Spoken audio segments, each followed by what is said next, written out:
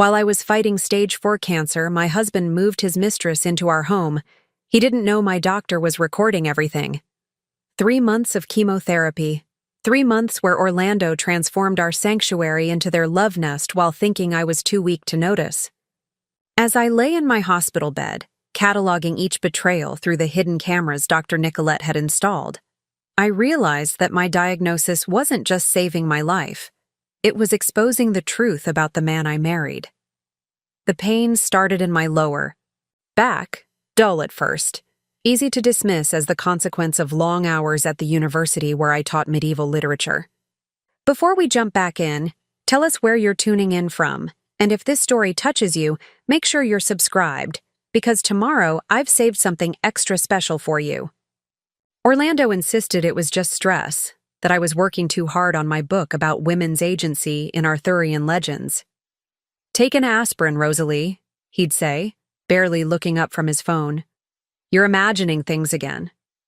But the pain persisted, grew sharper, more insistent. When I finally collapsed during a lecture, they rushed me to Memorial Hospital, where Dr. Nicolette Bernard delivered the news no one wants to hear.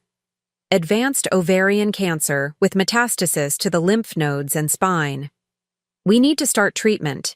"Immediately," she said, her kind eyes steady on mine as Orlando gripped my hand so tightly it hurt. He was the perfect husband those first few weeks. Attentive, concerned, practically living at the hospital. He charmed the nurses, brought me flowers, held my hair back as the initial treatments ravaged my body. "We'll get through this together," he promised, kissing my forehead as I drifted in and out of consciousness. For better or for worse, remember? I believed him then. Why wouldn't I? 15 years of marriage had taught me to trust the literature professor who'd swept me off my feet with poetry quotes and midnight picnics under star-filled skies. The man who'd supported my academic career, who'd nursed me through pneumonia 3 years ago, who still left love notes in my desk drawer every anniversary.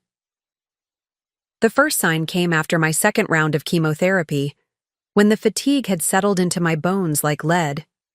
Orlando's visits grew shorter, his excuses more elaborate. Department meetings, manuscript deadlines, student conferences that somehow always ran late. Dr. Nicolette noticed before I did, her frown deepening each time she entered my room to find me alone. "He's struggling with this," I defended him, wincing as she checked my surgical sites. "Some people can't handle hospitals, can't face mortality." Dr. Nicolette's silence spoke volumes. Later that day, she sat beside my bed, her tablet in hand. "Rosalie," she said quietly, "how much do you know about your husband's assistant, Emma?" The name was familiar. The bright doctoral candidate who'd been helping Orlando organize his research for the past year. Pretty, of course. Brilliant, by all accounts. 28 to his 47. I'd met her at department functions, noted, the way she looked at him with undisguised admiration. But I'd never felt threatened. Orlando and I had built something unshakable, hadn't we? "I need to show you something," Dr. Nicolette continued, her voice gentle but firm. She handed me her tablet, open to a security camera feed. I recognized our house, the Victorian we'd painstakingly restored together, the home I hadn't seen in weeks. The timestamp showed yesterday afternoon. Orlando was leading Emma through our front door, her hand clasped in his. They weren't behaving like colleagues. The way she pressed against him as he fumbled with his keys, the hungry kiss they shared before even closing the door, the familiar way she navigated our home. This wasn't new. This wasn't a moment of weakness.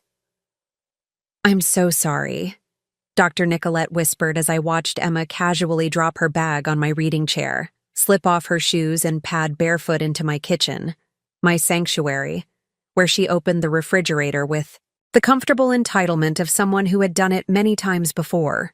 "How did you get this?"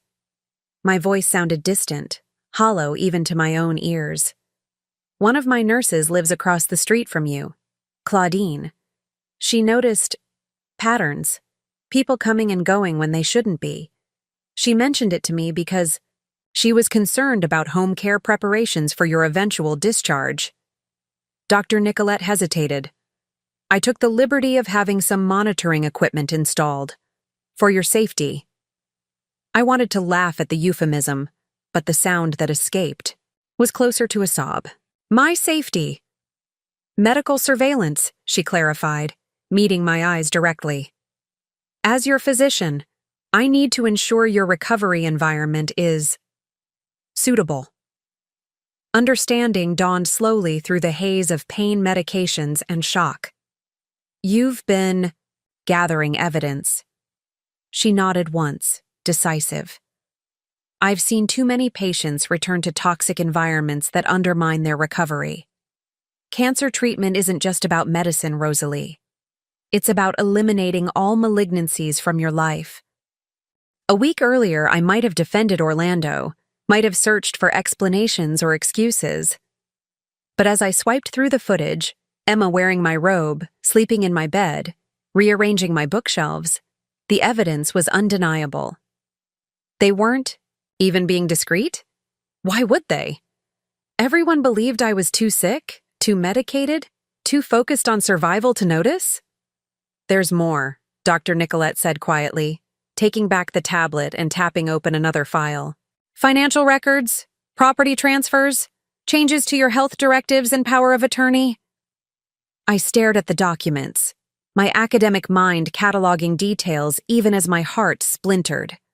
Orlando had been systematically transferring our joint assets, redirecting my university pension, altering my medical directives to give himself sole decision-making power. The timing was too perfect to be coincidental. Everything had started shortly after my diagnosis, accelerating as my condition worsened. He's planning for my death, I said flatly, the words hanging in the sterile hospital air. Not just planning, for it, banking on it, preparing for it with a thoroughness that chilled me to my core. Dr. Nicolette's expression remained professional, but I caught the flash of anger in her eyes. Or ensuring you don't recover enough to question him. My medical team had been optimistic about my prognosis despite the cancer's advancement. Aggressive treatment, my relative youth at 45, my previously excellent health, all factors in my favor. But Orlando had apparently been making different calculations. What now? I asked, fingers clutching the thin hospital blanket as I fought to process this new reality layered atop my diagnosis. Dr. Nicolette took my hand, her grip firm and reassuring. Now we fight, both battles, the cancer and him. But we do it smart. She leaned closer, her voice dropping. He doesn't know we know. That's our advantage. As a medieval literature scholar, I'd spent my career analyzing stories of betrayal and vengeance of women using cunning to overcome those who sought to destroy them. Now, lying in my hospital bed with poison dripping into my veins to kill the cancer cells, I realized I was living in a modern version of those ancient tales. Keep recording, I told her, a new resolve hardening within me. Record everything. Before cancer rewrote my story, I was Dr. Rosalie Bennett, tenured professor of medieval literature at Westlake University, respected scholar, and devoted wife. My students called me passionate, my colleagues called me meticulous, and Orlando, he once called me the compass of his heart. Our home in the historic district was filled with books, from floor-to-ceiling shelves in the study to precarious stacks beside our bed. We'd purchased the Victorian 15 years ago, shortly after our wedding, when it was little more than a beautiful shell with good bones and bad plumbing. Weekends were spent stripping wallpaper, refinishing hardwood floors, and debating paint colors with the intensity only two academics could muster. Every doorframe had our heights marked on moving day. Every room held memories of dinner parties, quiet Sunday mornings, and heated intellectual debates that often ended in laughter or lovemaking. I had built a reputation in my field for challenging traditional interpretations of women's roles in Arthurian literature. My research focused on the agency and power of female characters often dismissed as mere plot devices. Preparing and narrating this story took us a lot of time, so if you are enjoying it, subscribe to our channel. It means a lot to us. Now back to the story. Women in these stories are never just victims or prizes, I'd tell my students. They're strategists, survivors. They understand how to work within constraints to achieve their goals. Orlando and I had met at an academic conference in Boston. He was presenting on modernist poetry, I on Guinevere's political influence. We argued passionately during the Q&A session, continued the debate over coffee, and somehow ended up walking along the Charles River until dawn. His intellect matched mine, his passion for literature equal to my own. When he proposed a year later, quoting obscure medieval poetry beneath a willow tree in the university gardens, I felt I'd found my perfect partner. We'd decided against having children, choosing instead to pour our energy into our research, our students, our home. Our books are our legacy, Orlando would say, and I agreed. We traveled during summer breaks, Oxford, Paris, Barcelona, always with a scholarly purpose but finding time for adventures that had nothing to do with academia. We built a life of the mind that seemed unassailable. When Orlando was offered the department chair position 3 years ago, I supported him wholeheartedly, taking on extra classes to give him time to adjust to administrative duties. He'd done the same for me when I was finishing my second book. That's how our marriage worked, a balanced partnership of giving and receiving, of mutual respect and admiration. The morning of my collapse, I'd been lecturing on Morgan Le Fay, exploring how her characterization changed from healer to villain as male authors grew threatened by female power. The irony doesn't escape me now. Halfway through analyzing a passage, from Sir Thomas Malory, the room began to spin. I remember gripping the podium, trying to finish my sentence about how powerful women are often recast as monsters. Then darkness. I woke to bright lights and Orlando's worried face. "You fainted," he explained, holding my hand as Dr. Nicolette introduced herself. Even then, in those first moments, there was something in her eyes, a careful assessment that went beyond medical concern. The diagnosis came 3 days later after a battery of tests. Stage 4 ovarian cancer. Often called the silent killer, Dr. Nicolette explained gently, because symptoms can be subtle until the disease is advanced. The pain I'd attributed to long hours hunched over manuscripts had been a warning I'd ignored. Orlando wept when we received the news, his body shaking with sobs that seemed to come from somewhere primal and true. I comforted him, stroking his salt and pepper hair as Dr. Nicolette outlined treatment options. It would be aggressive, surgery first to remove the primary tumor, followed by intensive chemotherapy. "Your body is strong," she assured me. "You have an excellent chance of remission." The surgery was successful but grueling. I spent 2 weeks in the hospital, Orlando sleeping in the chair beside my bed.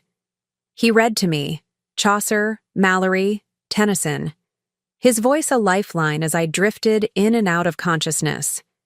When I was discharged, he transformed our bedroom into a recovery sanctuary, installing a hospital bed, organizing my medications, preparing nutrient-rich meals I could barely taste as chemotherapy destroyed my appetite along with the cancer cells. "My warrior wife," he called me, kissing my forehead as he helped me to the bathroom, held my head as I vomited, washed the first clumps of hair from my pillow without comment. I believed his devotion was absolute. Then came the phone calls. Hushed. Conversations in the hallway, on the porch, in his car. Work stress, he claimed. Department politics. I didn't question it, too focused on the daily battle of survival to notice the subtle shifts. The late nights at the office, the weekend meetings, the new cologne. When I was readmitted to the hospital for complications, an infection that took hold in my weakened body, Orlando seemed almost relieved. The constant care had been wearing on him, I reasoned. It was natural to need a break from watching someone you love suffer. Dr. Nicolette managed my infection with the same efficiency she approached everything, but I noticed her watching Orlando with increasing suspicion. He's not sleeping here. Anymore? She asked one evening, checking my IV as Orlando left promptly at 8, claiming an early faculty meeting the next day. He needs his rest, I defended. He can't help me if he's exhausted. Something flickered in her expression. Concern, anger, resolution. That night, she introduced me to Nurse Claudine, who would be overseeing my evening care. Claudine lives in your neighborhood, Dr. Nicolette mentioned casually. Just across the street, I believe. I thought nothing of it then. Just a coincidence, the kind of small world connection common in university towns. Now I understand it. Was the beginning of my salvation. Two women recognizing a pattern they'd seen too many times before. As my body fought both cancer and infection, I remained oblivious to the other battle brewing, the one where Orlando was already positioning himself as the devoted widower-to-be, with Emma waiting in the wings to console him. I didn't yet know that while I struggled for each breath, they were already planning their future in my home, with my money, over my gradually erased existence. But Dr. Nicolette knew. She recognized the signs long before I could see them myself. And she was already gathering the evidence that would save me in ways medicine alone never could. The first concrete evidence of Orlando's betrayal came on a Tuesday, exactly 7 weeks after my diagnosis. I remember the date precisely because it was the day my oncology team had scheduled a progress evaluation, a comprehensive assessment to determine whether the aggressive chemotherapy protocol was shrinking the tumors. The news had been cautiously positive. We're seeing approximately 20% reduction in the primary masses, Dr. Nicolette explained, showing me the comparative scans on her tablet. Your blood markers are trending in the right direction. The treatment is working, Rosalie. For the first time since my diagnosis, I felt a flicker of hope, fragile but real. Despite the ravages of chemotherapy, despite losing my hair and 15 pounds I couldn't afford to shed, despite the constant nausea and bone-deep fatigue, my body was fighting back. I wasn't just enduring, I was improving. Orlando wasn't there to hear the news. An unavoidable department meeting had kept him from accompanying me to this critical appointment. I'd assured him it was fine, that Dr. Nicolette would explain everything later. He'd kissed my forehead, a quick, distracted peck, and promised to pick up dinner on his way home. That's becoming a pattern, Dr. Nicolette observed after I'd made yet another excuse for his absence. Her tone was neutral, but her eyes held a question. He's under tremendous pressure, I said automatically. The department, his book deadline, managing everything at home. The defense felt hollow even as I offered it. Dr. Nicolette nodded, making a note in my chart. I'd like you to stay overnight for hydration and monitoring. Your electrolyte levels are concerning, and I want to run a few more tests. I didn't argue. The thought of returning to an empty house, of waiting for Orlando who might or might not appear, held little appeal. At least in the hospital, I was visible, necessary. People checked on me, asked how I was feeling, acknowledged my presence. It was late evening when Dr. Nicolette returned to my room, this time with Nurse Claudine. They closed the door, an unusual precaution that immediately put me on alert. Rosalie, we need to show you something, Dr. Nicolette said, pulling a chair close to my bed. It's difficult, but I believe you need to see it. Claudine placed a tablet in my lap, her kind face grave with concern. I'm so sorry, she said softly. The video was time-stamped 4:37 p.m., precisely when Orlando should have been in his unavoidable department meeting. Instead, he was walking up our front path with a petite blonde woman I recognized as Emma Collins, his research assistant. They weren't touching as they approached the door, maintaining a professional distance that might have reassured me if not for what happened next. The moment they stepped inside, my home, the sanctuary Orlando and I had built together, professionalism evaporated. He pressed her against the foyer wall, his hands threading through her hair as they kissed with the hungry desperation of established lovers.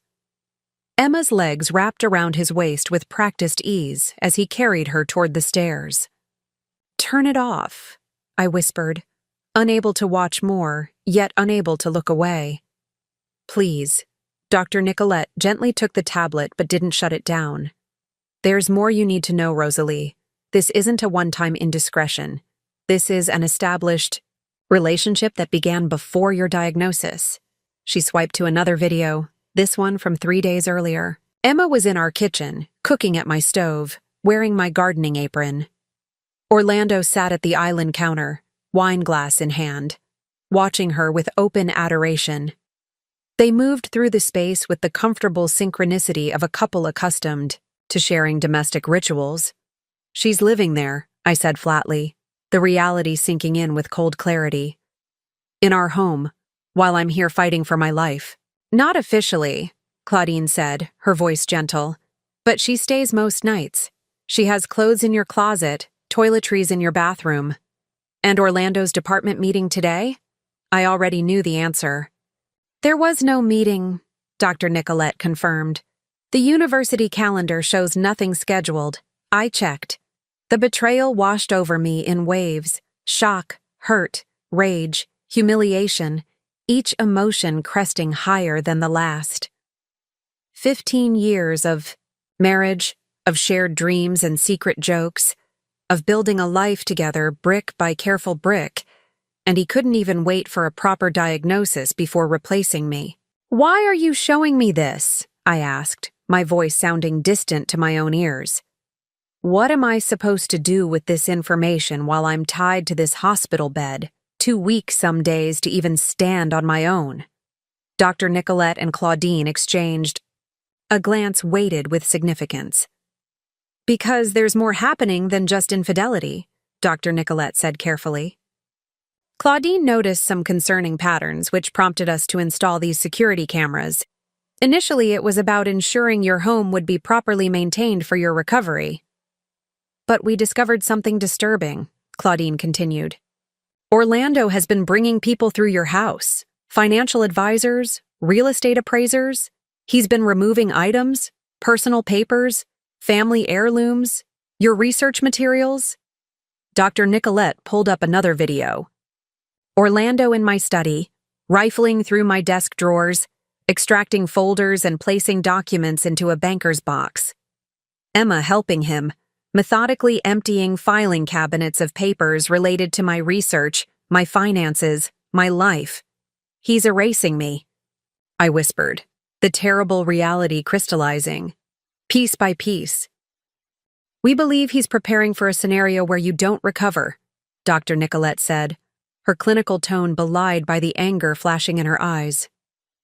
"Our hospital ethics officer has been alerted to unusual queries from Orlando about your advance, directives and medical power of attorney." The implications crashed over me like a physical blow. This wasn't just about Orlando finding comfort in another woman's arms while I suffered. This was about actively hoping for, perhaps even ensuring, my permanent absence. What exactly has he been asking about? My academic mind kicked in, automatically cataloging details, searching for patterns. Specifically, he's been exploring what would happen if your condition deteriorated suddenly, what his rights would be regarding treatment withdrawal, whether your living will could be reinterpreted if you became incapacitated. Dr. Nicolette's voice was tight with controlled fury. "These are not the questions of a husband hoping for recovery." The room seemed to tilt around me, the hospital walls suddenly too close, too confining. All this time, I'd been fighting cancer, with everything I had, clinging to the belief that Orlando was my partner in this battle. Instead, he'd been preparing for a future without me. No, actively working toward one. "What do we do?" I asked, surprised by the steadiness in my voice. Dr. Nicolette leaned forward. "First, we protect you, medically and legally. Then, we gather evidence. And Rosalie?" Her gaze locked with mine, fierce with determination. "We make sure you survive." both the cancer and him. My initial challenge wasn't confronting Orlando, it was confronting myself. The woman I had been before cancer, before betrayal, seemed impossibly distant now. Professor Rosalie Bennett, respected scholar who lectured confidently to hundreds of students, who navigated academic politics with strategic precision, who stood her ground in intellectual debates, where was she now? Could I find her beneath the frail patient with hollow cheeks and a scarf wrapped around her bare scalp? "We need to be strategic," Dr. Nicolette advised during our first planning session, the morning after she'd shown me the videos. Claudine had brought legal pads and pens, placing them on my hospital tray with the solemnity of weapons being distributed. "Before battle. Orlando believes you're completely focused on your treatment, unaware of his activities. That's our advantage. Pretend everything is normal," Claudine added, her kind eyes now sharp with purpose. "Let him think his secret is safe." I stared at the blank page before me, pen hovering uselessly above it. I don't know if I can.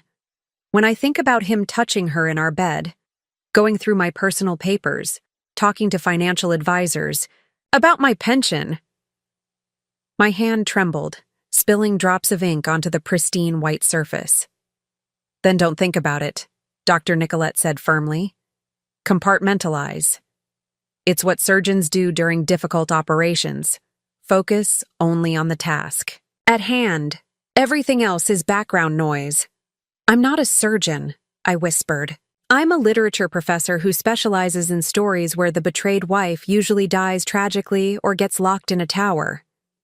A ghost of a smile touched Dr. Nicolette's lips.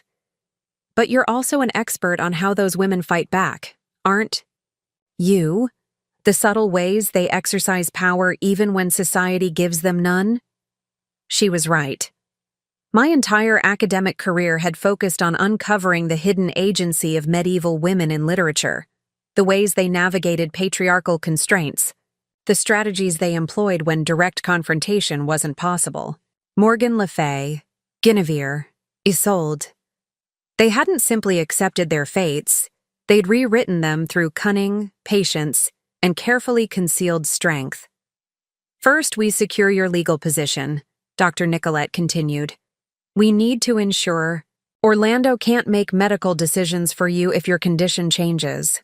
"I'll contact Lenny Goldstein," I said, the name of my university's legal counsel coming to mind. "He helped draft my original will and healthcare directives. I trust him." "Doctor," Nicolette nodded. "Good, but use my phone, not yours. We can't risk Orlando seeing the call on your records." The realization that I needed to treat my husband as an adversary, a potential threat to my very survival, was the first real challenge, a psychological hurdle higher than any physical obstacle cancer had placed in my path. The man who had held my hair during the first rounds of violent chemo-induced vomiting was the same man plotting my erasure. Both realities existed simultaneously, and reconciling them required a mental discipline I wasn't sure I possessed. Lenny arrived that afternoon, his rumpled suit and perpetually askew tie a comforting familiarity in my increasingly unfamiliar world. At 62, he'd seen enough of life's uglier aspects to take my situation in stride, though the flash of anger in his eyes when Dr. Nicolette showed him the videos told me this betrayal had pierced even his professional veneer. "We'll revoke Orlando's medical power of attorney immediately," he said, pulling documents from his battered leather briefcase, "and file restraining orders against any financial institution where you hold joint accounts.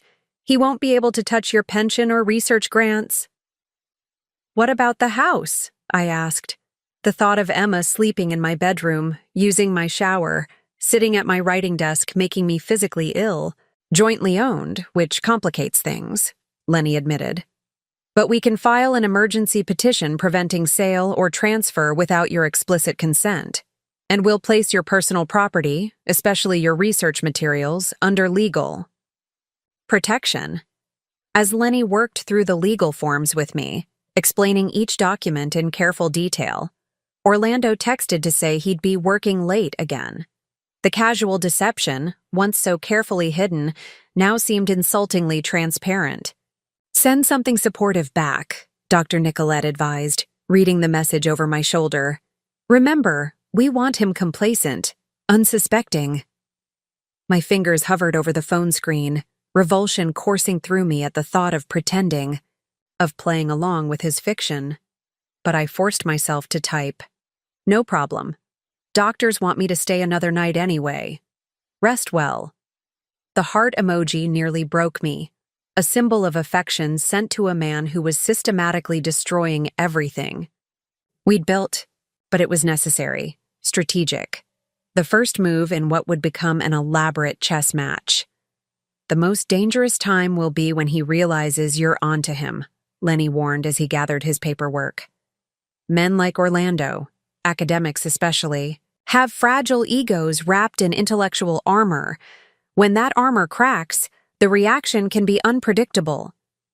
Which is why we're installing additional security measures, Dr. Nicolette added, both here at the hospital and at your home.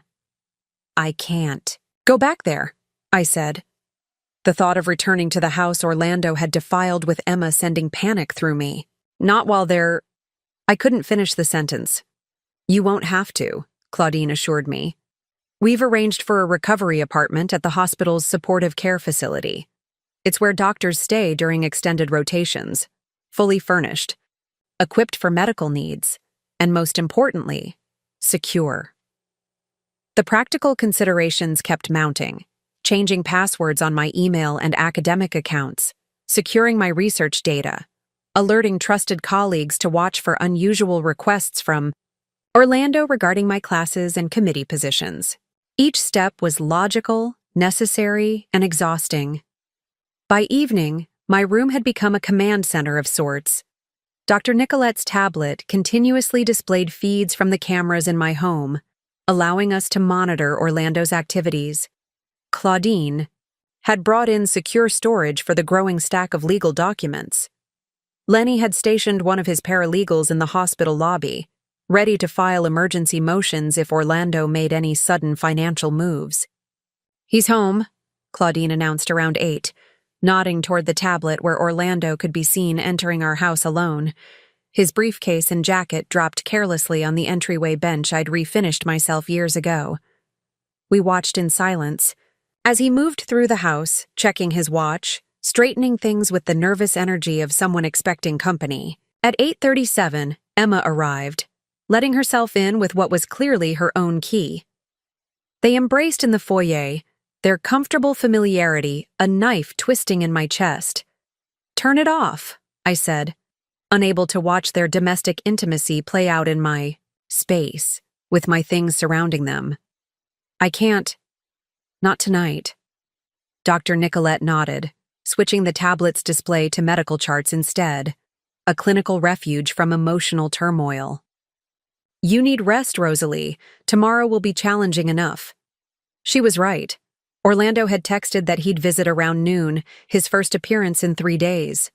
I would need to face him, to look into the eyes of the man I'd loved for 15 years while knowing he was actively preparing for my death. I would need to smile, to ask about his work, to pretend I remained blissfully ignorant of his betrayal. It would be the performance of my life, far more difficult than any academic lecture or conference presentation. And unlike those professional challenges, the stakes here couldn't be higher. My very survival depended on my ability to play the role of the unsuspecting, declining patient. As I drifted into uneasy sleep that night, my mind returned to Guinevere, to Morgan Le Fay, to all the women in medieval literature who had worn masks of compliance while orchestrating their own salvation. Their stories, which I had studied and taught for decades, were no longer academic exercises.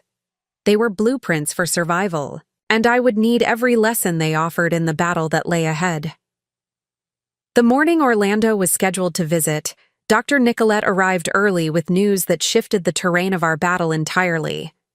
We've found something concerning, she said, her voice measured in that particular way doctors use when delivering difficult information.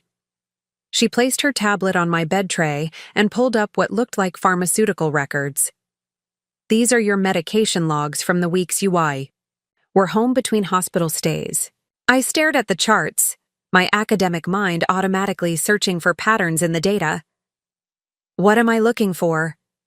Discrepancies, Dr. Nicolette said, pointing to several highlighted entries.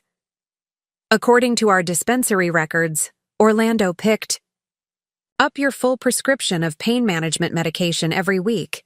Standard protocol for cancer patients on your treatment regimen. That's right, I confirmed. He kept them in the kitchen cabinet, measured out the doses himself. I'd been grateful for his careful attention, for the way he'd wake even in the middle of the night to ensure I received medication on schedule. The problem, Dr. Nicolette continued, is that your blood work consistently showed lower than expected levels of these medications in your system. Not just slightly lower, significantly so. Claudine, who had entered silently during our conversation, added, "We initially attributed it to metabolic variations. Some patients process medications differently, especially during chemotherapy." But? I prompted, sensing the unspoken conclusion. "But we analyzed the pill bottles Orlando returned when you were readmitted for your infection," Dr. Nicolette said quietly. "The medications had been tampered with. Many of the capsules contained only partial doses. Others had been replaced entirely with inert substances."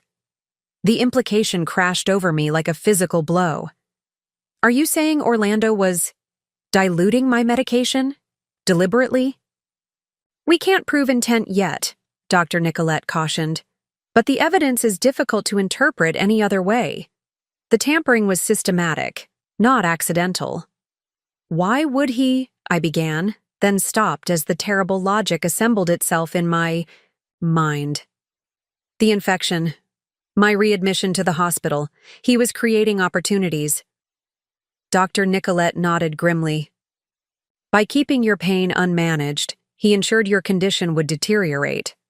Pain stresses the body, compromises the immune system, makes complications more likely. And complications create decision points where, as your medical proxy, he could influence your treatment path." "Or choose to end it," I whispered, the full horror of the situation crystallizing. This wasn't just betrayal or abandonment. This was something far more calculated, more sinister.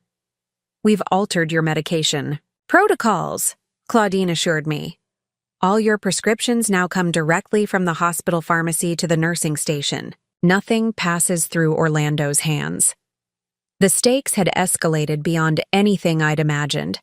Not just my marriage, my home, my academic position, but my very survival was now in question. Orlando wasn't simply waiting for cancer to create a convenient widowhood. He was actively creating conditions to hasten my decline. "There's more," Dr. Nicolette said, swiping to a new screen on her tablet. "We recovered deleted searches from the home computer system. Orlando has been researching undetectable poisons, drug interactions that could trigger cardiac events, and ways to mimic natural cancer progression." My stomach lurched violently, bile rising in my throat. Claudine quickly passed me a basin, her practiced movements suggesting she'd anticipated this reaction. As I heaved, emptying my already hollow stomach, the physical purging seemed to mirror the psychological expulsion of everything I'd believed about my marriage. When I could speak again, my voice was raw but steadier than I expected. "He wants me dead." The words hung in the sterile hospital air, their stark simplicity belying the complex betrayal they represented. My husband of 15 years, the man who had promised to cherish me in sickness and in health, was researching ways to kill me while making it appear natural. "We need to involve law enforcement," Lenny said, having entered during my moment of distress. "This goes beyond civil protection now. This is attempted murder." "Not yet," I said, surprising even myself with the clarity of my decision. "If we bring in police now, Orlando will know we're onto him. He'll cover his tracks, destroy evidence. We need to build an airtight case first." Dr. Nicolette studied me with newfound respect. "You're thinking like a prosecutor." "I'm thinking like a medieval queen," I corrected, drawing on the strength of the women I'd studied for decades. When direct confrontation meant certain defeat, they learned to maneuver differently. "Rosalie," Lenny cautioned, "this isn't an academic exercise. Your life is literally at risk." "Which is exactly why we need to be strategic," I insisted. "Orlando is coming here in 2 hours. If we confront him now, we lose our advantage. The element of surprise, the opportunity to gather more evidence, the chance to understand the full scope of his plan." A tense silence filled the room as my improvised council of protectors considered the risk I was proposing to take. I could see the conflict in their faces, the professional instinct to report a clear threat battling with the strategic logic of my position. "We can establish additional safeguards," Dr. Nicolette finally conceded. "No medications or food from outside sources, limited physical contact, hospital security discreetly present during his visits. And we accelerate our evidence gathering," Claudine added. "The cameras are already documenting everything at your house. We can have your office at the university secured as well." Lenny still looked troubled. "At the first sign of direct threat, we go to the police. No debates, no strategic considerations. Your safety comes first." I nodded, acknowledging the reasonable boundary. "Agreed. But for now, we let Orlando believe his plan is working. That I'm getting weaker, more dependent, less aware." "Speaking of which," Dr. Nicolette said, checking her watch, "we need to prepare you for his visit. If you're going to play the role of the unsuspecting patient, we need to make it convincing." The next hour transformed my hospital room into something like a theater dressing room. Claudine adjusted my appearance to enhance the impression of illness, arranging my headscarf to emphasize my pallor, positioning my IV prominently, slightly smudging dark circles under my eyes. Dr. Nicolette coached me on my performance. "Keep your responses delayed, slightly confused. Cancer patients undergoing intensive chemotherapy often experience chemo brain, cognitive fogginess, memory lapses. Orlando will expect this." "Let him lead the conversation," Claudine advised. "The less you say, the less chance of revealing something accidentally." As noon approached, they placed hidden recording devices around my room, tiny microphones disguised as medical equipment. A camera concealed in the television monitor, another in the wall clock. Every word, every gesture Orlando made would be captured and preserved as evidence. "Remember," Dr. Nicolette said before taking her position at the nurse's station where she could monitor the feed, "you're not just fighting cancer now. You're fighting a predator who believes you're already defeated. Use that underestimation to your advantage." At precisely 12:08, Orlando arrived, knocking softly before entering with a practiced expression of concerned devotion. He carried flowers, lilies, my favorite, and a canvas bag that presumably contained books or personal items. The sight of him, so familiar yet now so dangerous, nearly shattered my composure. "Rosalie," he said, his voice warm with what sounded like genuine affection. "You look better today." He leaned in to kiss my forehead, and it took everything I had not to recoil from his touch. "Do I?" I murmured, intentionally slurring my words slightly. "They changed my medications again. Everything feels fuzzy." A flicker of something, calculation, satisfaction, crossed his features so quickly I might have missed it if I hadn't been watching for it. "That's normal, sweetheart. Your body is adjusting." As he settled into the chair beside my bed, taking my hand in his with the tender gesture of a loving husband, I realized the true challenge wasn't just staying alive. It was maintaining this performance of ignorance while knowing that the fingers, intertwined with mine, had tried to engineer my death, and would likely try again. The stakes had never been higher. This wasn't just about surviving cancer anymore. This was about outliving Orlando's deadly patience. Orlando's visit that day revealed layers of his deception I hadn't fully comprehended before. With my newly attuned awareness, I began to see the architecture of his betrayal. Not just what he was doing, but who he truly was beneath the facade of devoted husband. "I spoke with Dr. Nicolette about your treatment plan," he said, settling into the visitor's chair with the easy confidence of someone who belongs there. "She mentioned they're considering reducing your chemotherapy intensity because your body isn't responding as well as they'd hoped." My heart rate spiked, though I was careful to keep my expression neutral. Dr. Nicolette had said no such thing, in fact, quite the opposite. My latest scans showed continued tumor reduction. This was Orlando's first lie of the visit, testing. "The waters. Is that what she said?" I murmured, feigning mild confusion. "Everything's so hard to keep straight these days." Orlando patted my hand sympathetically. "It's the medication, sweetheart. Don't worry about remembering all the medical details. That's what I'm here for." The condescension in his tone was something I might once have overlooked or excused. Now, it stood out starkly, the subtle positioning of himself as the competent caretaker, the diminishment of my capacity to understand my own condition. "The department sends their love," he continued, smoothly changing subjects. "Everyone's been asking about you. Dean Mitchell specifically mentioned how they're handling your teaching load for next semester, making contingency plans." Another lie wrapped in plausibility. Through Lenny, I'd already confirmed that my department had approved medical leave, but was holding my courses for my expected return. No contingency plans had been discussed. Orlando was systematically creating a narrative of my professional decline to parallel my physical one. "That's thoughtful," I managed, swallowing the bitter taste of anger. "My students? Assigned to other advisors for now?" Orlando said casually. "Just temporarily, of course. Though some of your doctoral candidates, Emma for instance, have requested permanent reassignment.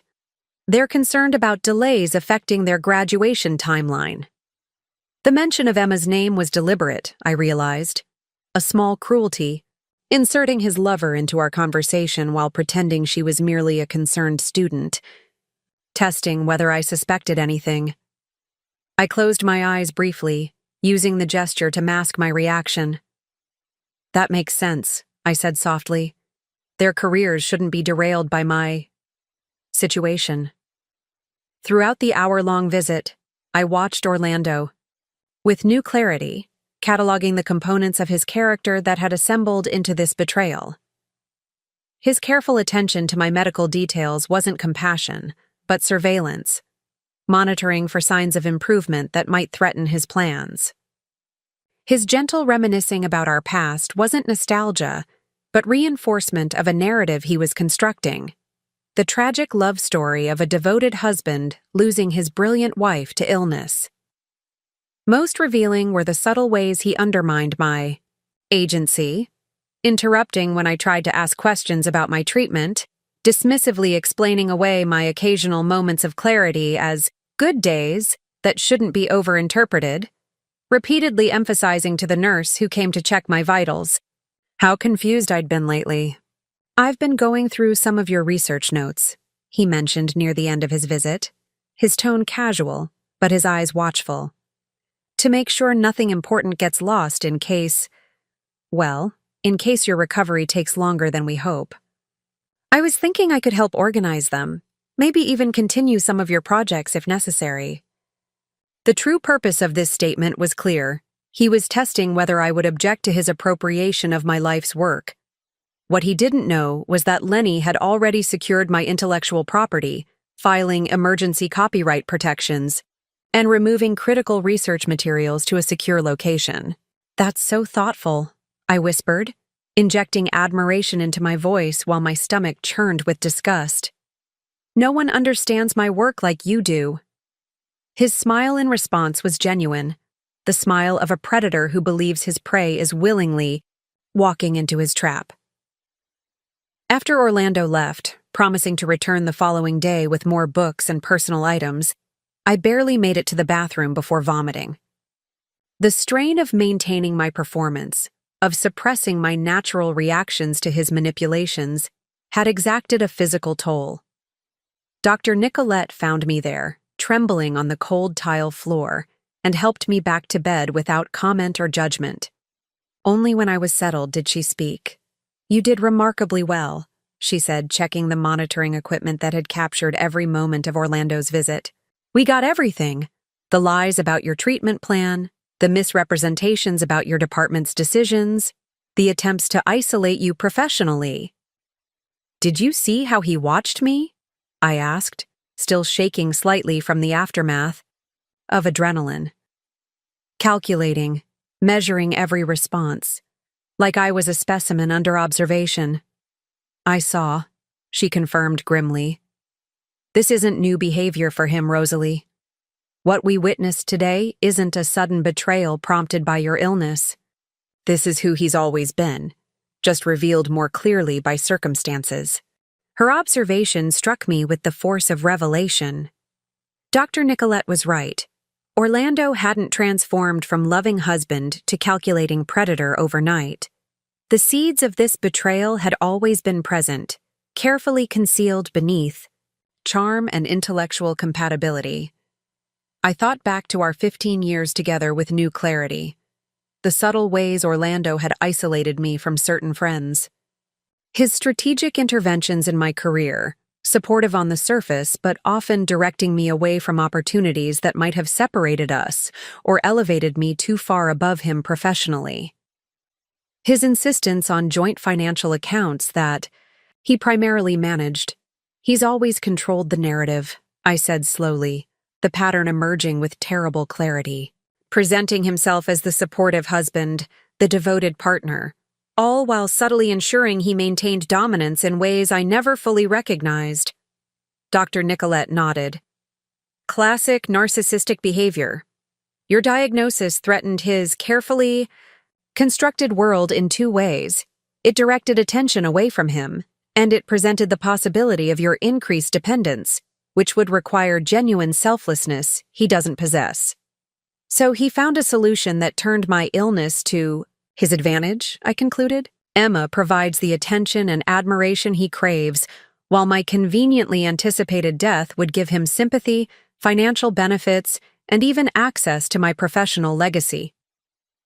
Claudine entered with the afternoon medication round, having reviewed the recording of Orlando's visit from the nurse's station. "He mentioned bringing more of your things tomorrow," she said, concern evident in her voice. "Could he be removing evidence from your home? Covering his tracks?"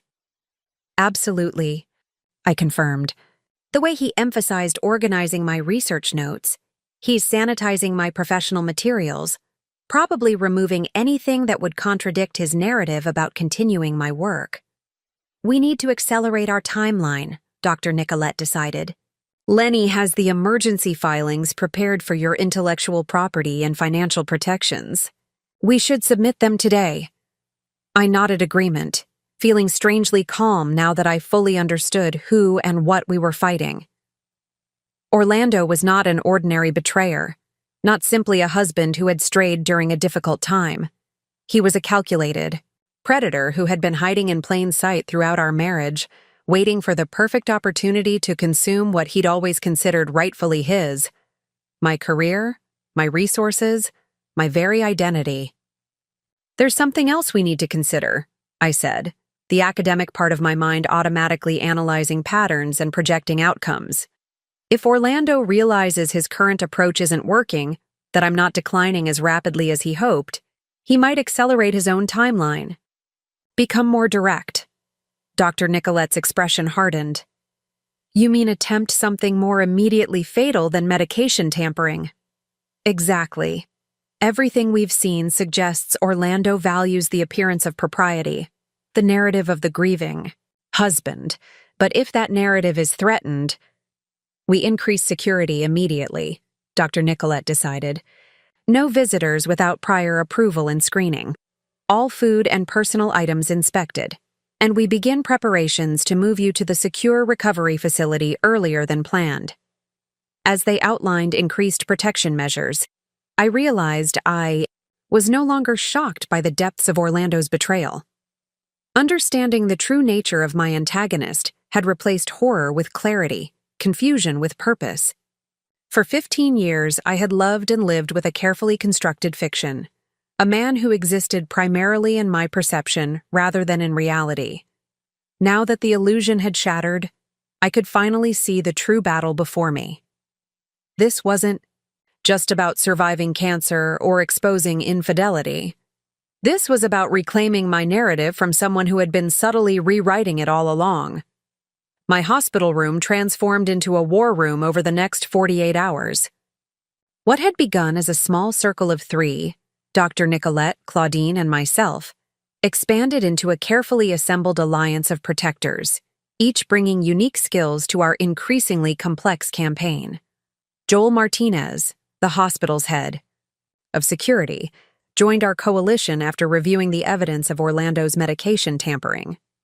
A former police detective with 20 years of experience, Joel's calm demeanor belied a razor-sharp tactical mind. "Your husband's creating a pattern," he observed, studying the timeline we'd assembled on Dr. Nicolette's tablet. Regular visits, increasing attempts to insert himself into medical decisions, building a public persona as the devoted caretaker. Classic groundwork for what we used to call the grieving widow defense. "Widower," I corrected automatically, my academic precision asserting itself even in these circumstances. Joel's smile was grim. "Not if we do our jobs right." He implemented an invisible security protocol, guards dressed as orderlies positioned near my room, surveillance equipment monitoring all approaches to my floor, background checks on every staff member who might have access to my medication or food. The protection was comprehensive but subtle, nothing that would alert Orlando that his movements were being tracked.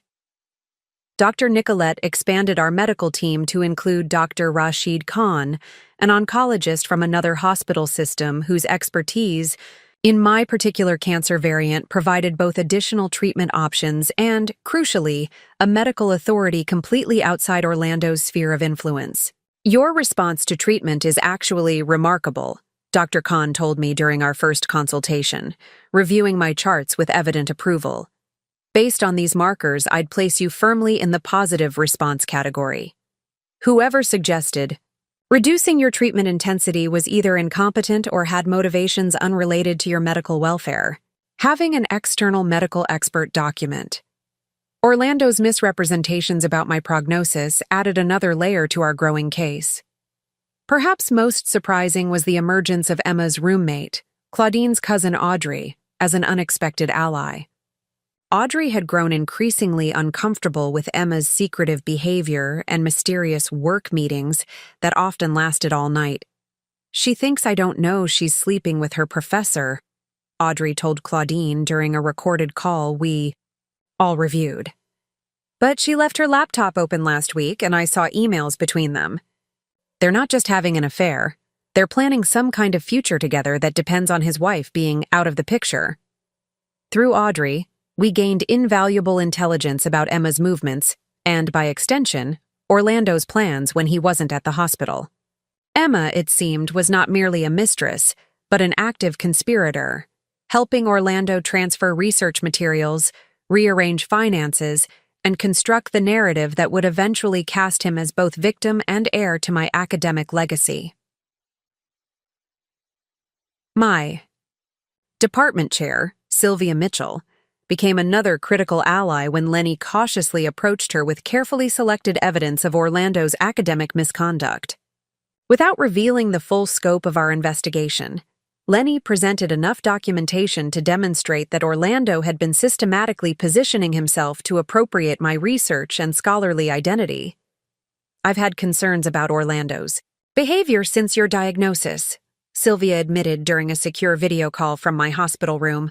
"He's been making strange inquiries about your contract status, your intellectual property rights, even attempting to access your university email account on your behalf."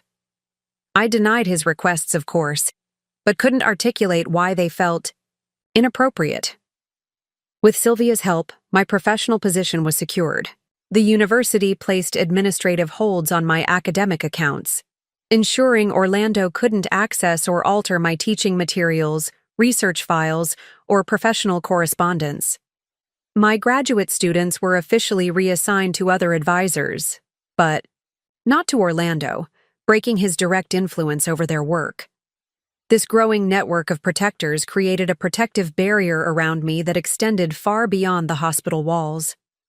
My life, medical, professional, legal, financial, was being systematically secured against Orlando's intrusions, each sector now guarded by experts who understood the threat he posed. But the most important alliance was the one forming within me. For the first time since my diagnosis, I felt my strength returning. Not just physically, as the treatment continued to shrink my tumors, but emotionally and intellectually as well. The fog of betrayal was lifting, replaced by a clarity of purpose that energized me despite the ongoing rigors of chemotherapy. "You seem stronger today," Dr. Nicolette observed, checking my vitals with professional efficiency that couldn't quite mask her personal concern. "I am stronger," I confirmed. When I thought Orlando was fighting alongside me, I was dividing my energy, battling cancer while also worrying about him, trying to protect him from the difficulty of watching me suffer. Now I know exactly where to direct all my strength. Joel, reviewing security footage from the previous day's visit, nodded in approval. "Your performance was perfect. He has no idea you're onto him." Medieval queens were often required to smile at men who plotted against them, I said, drawing on my academic expertise in a way that now felt personal rather than theoretical. "Survival sometimes depended on appearing weaker than you were." As our alliance grew stronger and more coordinated, I recognized that Orlando's greatest miscalculation had been in choosing me as his target. He had selected me precisely because he believed my illness made me vulnerable, isolated, and dependent. Instead, it had surrounded me with protectors who would never have entered my life otherwise. Medical professionals, security experts, legal advocates, all now focused on ensuring not just my survival, but his exposure. Cancer had not weakened me. It had revealed my true strength and brought me allies Orlando could never have anticipated. 3 weeks into our covert operation, Orlando gave us what appeared to be our first major victory. The opportunity arrived unexpectedly during his Tuesday afternoon visit, a visit he'd nearly canceled due to departmental obligations, but then suddenly prioritized after Dr. Nicolette mentioned my improved blood work during a routine update call. "I've been thinking about your comfort," Orlando announced, settling into the visitor's chair with unusual formality. He placed his leather messenger bag, the one I'd given him for our 10th anniversary, carefully on the floor beside him. "About making things easier for both of us during this difficult time." I maintained my practiced expression of mild confusion, tinged with appreciation, though internal alarms immediately began ringing. Orlando's thoughtfulness had proven to be the prelude to his most calculated moves. "That's sweet," I murmured, deliberately slurring the word slightly, perpetuating the impression of medication-induced fog that had become my most effective camouflage. "I've brought some papers for you to sign," he continued, extracting a manila folder from his bag. "Nothing complicated, just updates to your advance directives, power of attorney refinements, standard recommendations from the hospital's patient advocacy office." This last claim was a bold lie. No such recommendations had been made, and Orlando had carefully avoided any contact with the actual patient advocacy department, knowing they would prioritize my interests over his.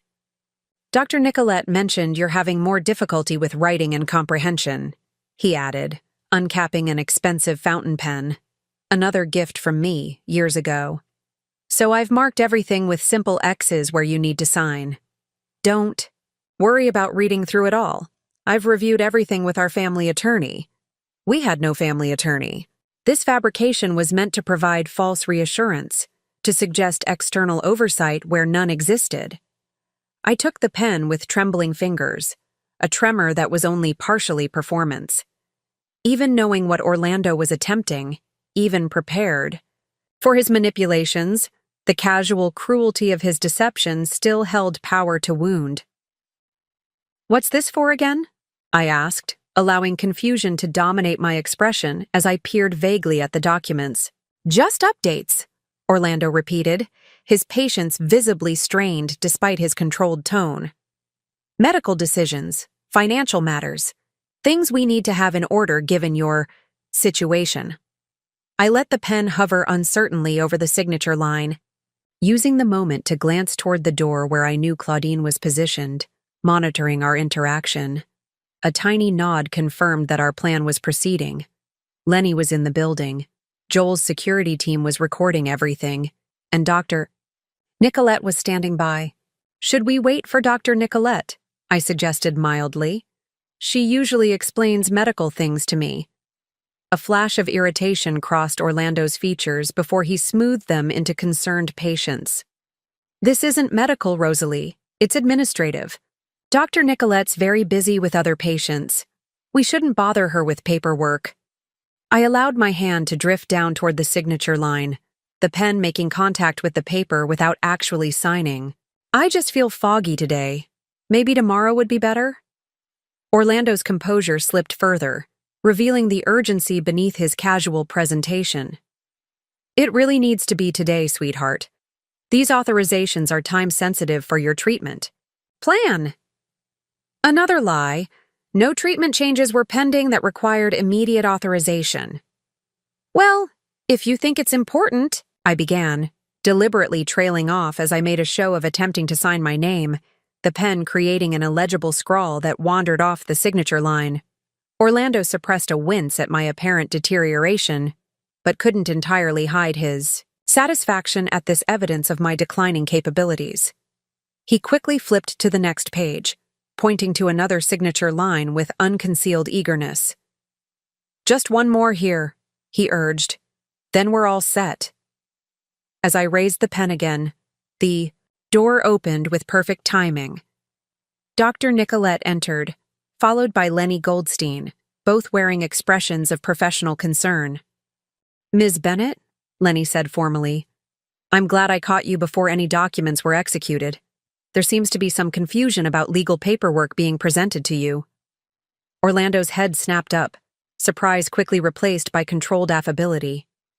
No confusion, just routine updates to Rosalie's directives, nothing that concerns the hospital's legal department. Mr. Goldstein isn't hospital legal, Dr. Nicolette corrected coolly.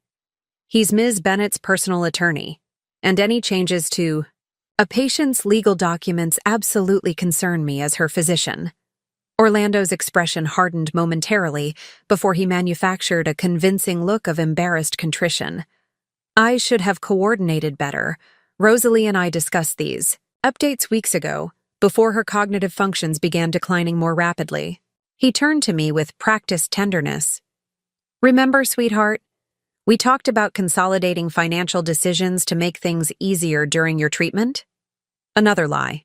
Carefully constructed to suggest prior consent now forgotten due to illness. I have no record of such discussions, Lenny stated, reaching for the document folder with professional authority. And as Ms. Bennett's legal representative, I'll need to review any proposed changes before she considers signing. A tense silence filled the room as Orlando calculated his options. Direct opposition would reveal his true intentions, while acquiescence would delay his plans. After a moment of visible internal struggle, he opted for strategic retreat. Of course, he said smoothly, releasing the folder to Lenny with manufactured graciousness. I only want what's best for Rosalie. Perhaps we can all review these together, when she's having a clearer day. This apparent capitulation, this willingness to operate within proper protocols, created the illusion of a significant victory. Orlando had been prevented from obtaining fraudulent signatures, had been confronted with unexpected opposition, and had seemingly accepted these new boundaries. As he left shortly afterward, making excuses about a faculty meeting, the atmosphere in my room lightened considerably. We caught him red-handed, Claudine said, entering after confirming Orlando had left the floor. Those documents would have given him complete control over your medical decisions and financial assets. And we have it all on record, Joel added. indicating the cameras that had captured every moment of the interaction. His misrepresentations, the attempted fraud, everything. Their satisfaction was understandable. We had successfully thwarted a significant threat.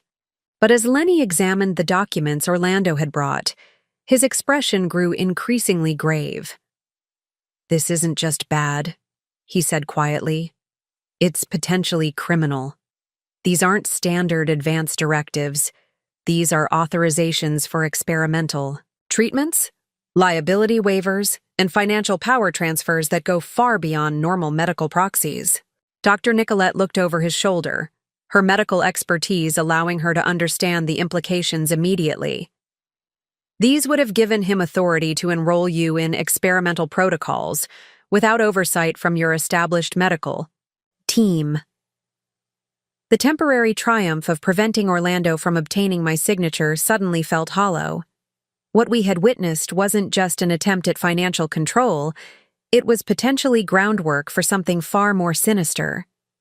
"He'll try again," I said with certainty, the false victory evaporating in the face of this new understanding.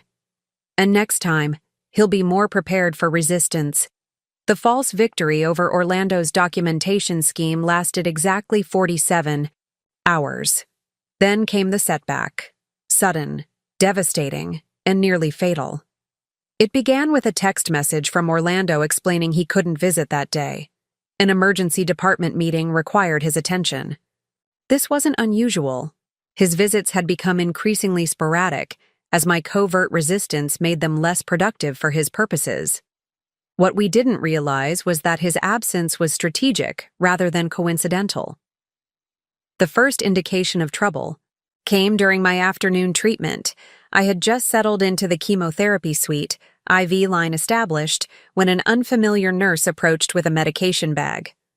"New protocol today," she explained cheerfully, checking my wristband against her chart. "Dr. Bernard approved the adjustment this morning." Something in her phrasing triggered my suspicion. Dr. Nicolette was always referred to as Dr. Nicolette throughout the hospital, never as Dr. Bernard. This minor discrepancy, combined with the unexpected protocol change, sent alarm signals through my mind. "Could you double-check that with my primary team?" I asked, keeping my voice casual despite the adrenaline suddenly coursing through my system. I think Dr. Nicolette wanted to discuss any changes with me first. The nurse, her badge read Melissa, seemed momentarily flustered. "It's right here in your chart. Signed and everything." "I understand," I said, offering an apologetic smile. "But I'm a bit of a control freak about my treatment.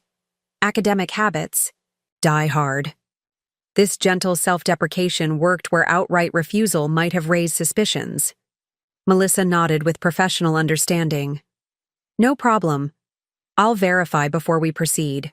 She stepped away to the nursing station, and I immediately texted Claudine using the secure phone our team had provided.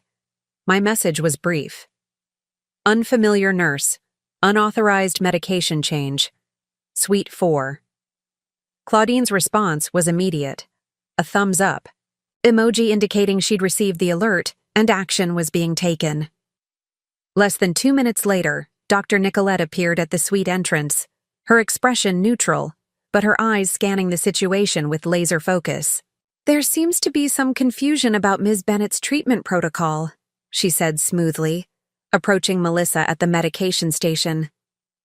"I don't recall authorizing any changes today." Melissa looked confused, pulling up the electronic chart on her tablet. "It's right here, doctor. Signed by you at 9:17 this morning. Order for supplemental protocol P435. Dr. Nicolette's face remained professionally composed, but I caught the momentary stiffening of her shoulders, a telling reaction for someone familiar with her body language. Whatever protocol P435 was, it wasn't standard cancer treatment. "Let me see that," Dr. Nicolette said, taking the tablet and studying it intently. After a moment, she handed it back with a reassuring smile. "There's been a mix-up. This order was intended for another patient. Thank you for double-checking before administration." She smoothly redirected Melissa to continue my standard protocol, then came to sit beside me as the proper medication began, flowing into my veins. "What was it?" I asked quietly, once Melissa was out of earshot.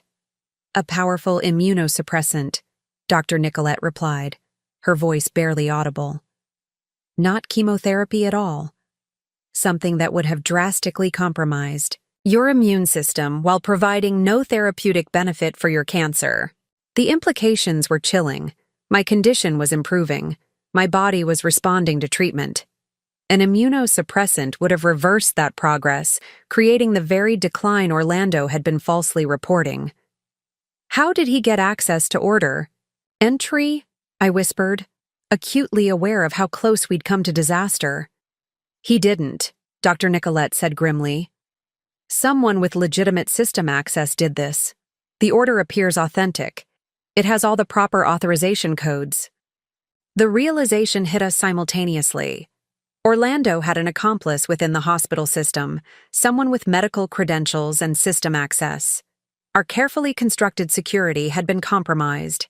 Within an hour, Joel Martinez had the oncology department's computer systems locked down for a security audit. Dr. Rashid Khan was called in to personally oversee my treatment, and Claudine established round-the-clock observation of my room. But the damage to our sense of security was already done. "We need to move you immediately," Joel insisted during an emergency meeting in my room that evening.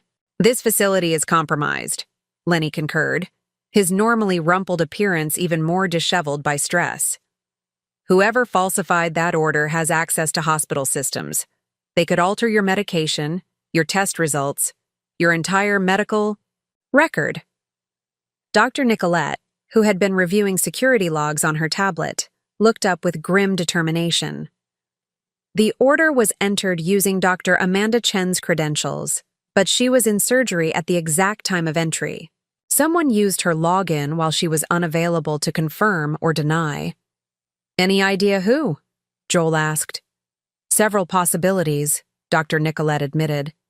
"At least 12 staff members would have witnessed her logging in this morning and could have accessed her workstation while she was in surgery.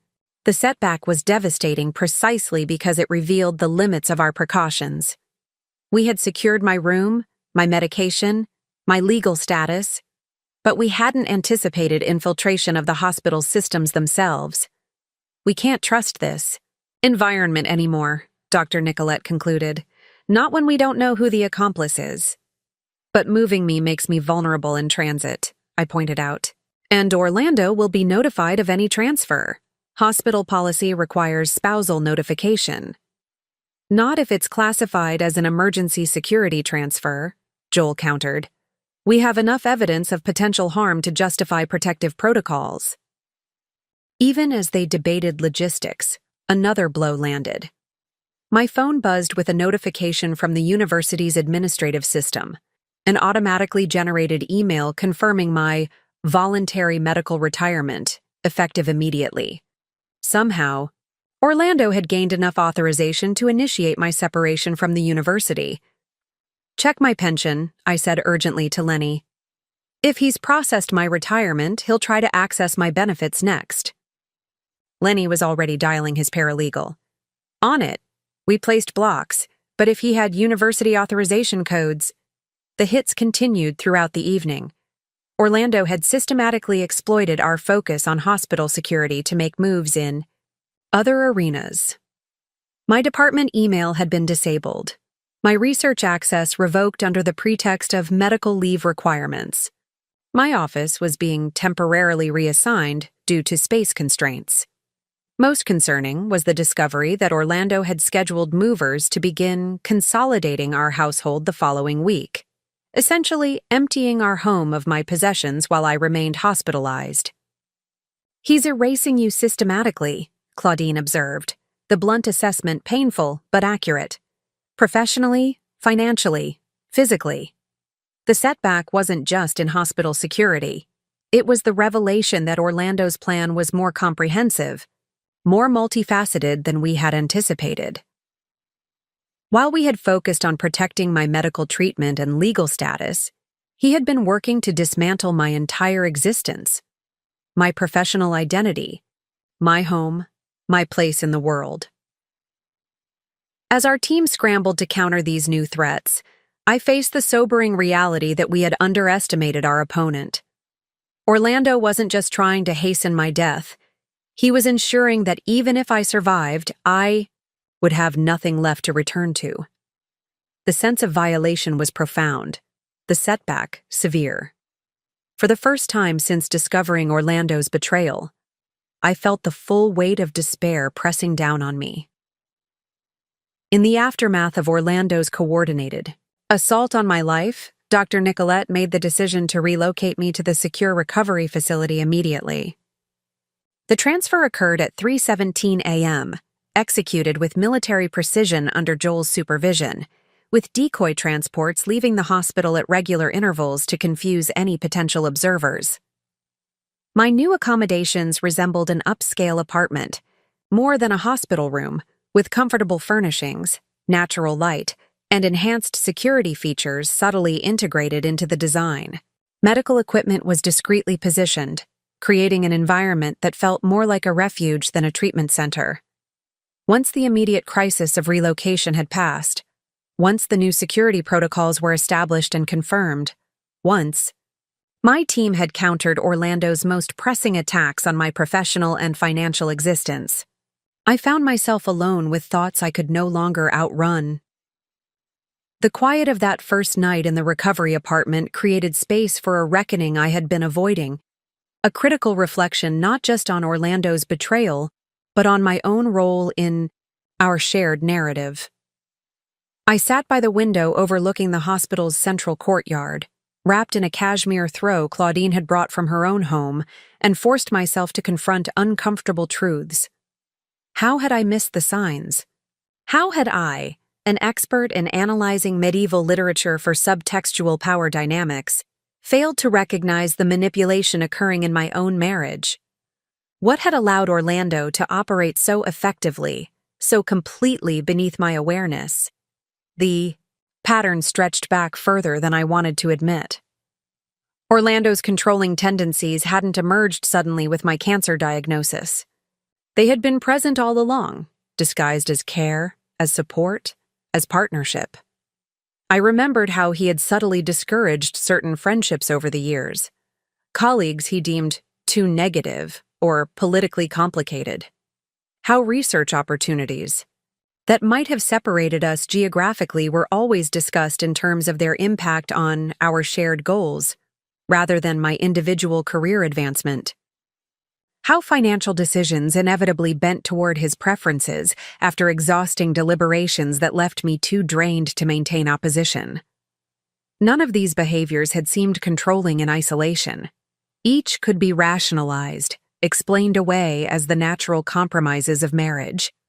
But viewed collectively, in the harsh light of his ultimate betrayal, they formed a clear pattern of incremental control, a slow tightening of constraints so gradual I had never felt the restriction until it was complete. More painful was recognizing my own complicity. I had surrendered territories of my autonomy willingly, often with gratitude for being taken care of.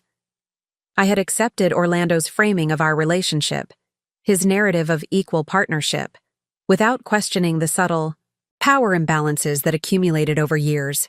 The scholar in me recognized the classic progression: isolation, dependence creation, reality distortion, intermittent reinforcement through affection and approval. The pattern was textbook, something I might have identified immediately in a medieval text or a student's abusive relationship. Yet I had missed it in my own life, believing myself too educated, too independent, too aware to be manipulated. Pride had blinded me. The same academic confidence that made me effective in my profession had created a dangerous blind spot in my personal life, a belief that my intellectual capabilities somehow immunized me against emotional manipulation. "You're being too hard on yourself," Dr. Nicolette observed quietly, entering with my evening medication. Her unannounced appearance suggested she had been monitoring me, concerned about leaving me alone too long with my thoughts. I'm being realistic, I countered. 15 years, Nicolette. 15 years living with someone who was systematically positioning himself to benefit from my death. How do I reconcile the woman I thought I was? Observant, insightful, strong, with someone who missed something so fundamental. She sat across from me, administering my medication with practiced efficiency before responding. Intelligence doesn't make you immune to manipulation, Rosalie. In fact, highly intelligent people are often more vulnerable to certain types of deception precisely because they can't believe they would fall for simple manipulation tactics. That's not particularly comforting, I said with a mirthless laugh. It's not meant to be comforting. It's meant to be instructive. Her directness was one of the qualities I had come to value most. Recognizing the pattern now is what matters. Understanding how it happened prevents it from happening again. She was right, of course. This painful self-examination wasn't about assigning blame or flagellating myself for past blindness. It was about reclaiming my narrative through honest reflection. Understanding how Orlando had written himself into my story as the hero, while quietly positioning me as a character to be eventually written out. The medieval texts I studied were filled with women who transformed moments of greatest vulnerability into sources of unexpected strength. Morgan Le Fay cast out and labeled Mistress, who created her own kingdom. Guinevere, betrayed and condemned, who found her voice in convent walls. Their power came not despite their suffering, but through their integration of it. Painful experiences, transformed into wisdom. I've been thinking about my research, I told Dr. Nicolette, watching darkness settle over the courtyard. All those medieval women I've studied, the ones male authors tried to silence or vilify, their stories were constantly rewritten by men who found their power threatening. Not unlike what Orlando is attempting with you, she observed. Rewriting your story to suit his purposes. Exactly. But what those medieval authors never understood was that the act of trying to erase these women often ensured their immortality. Their attempts to silence these women's voices simply amplified them across centuries. Something was crystallizing within me, a new understanding forming from the fragments of my shattered expectations. Orlando's betrayal wasn't just a personal tragedy. It was part of an ancient pattern of men attempting to control women's narratives, to benefit from their erasure. My entire academic career has focused on reclaiming women's agency in medieval literature, I continued, feeling energy returning to my voice. I've published books about how female characters resist narratives imposed upon them, how they create power in spaces where they're supposed to be powerless. Dr. Nicolette smiled slightly, recognizing where my thoughts were leading.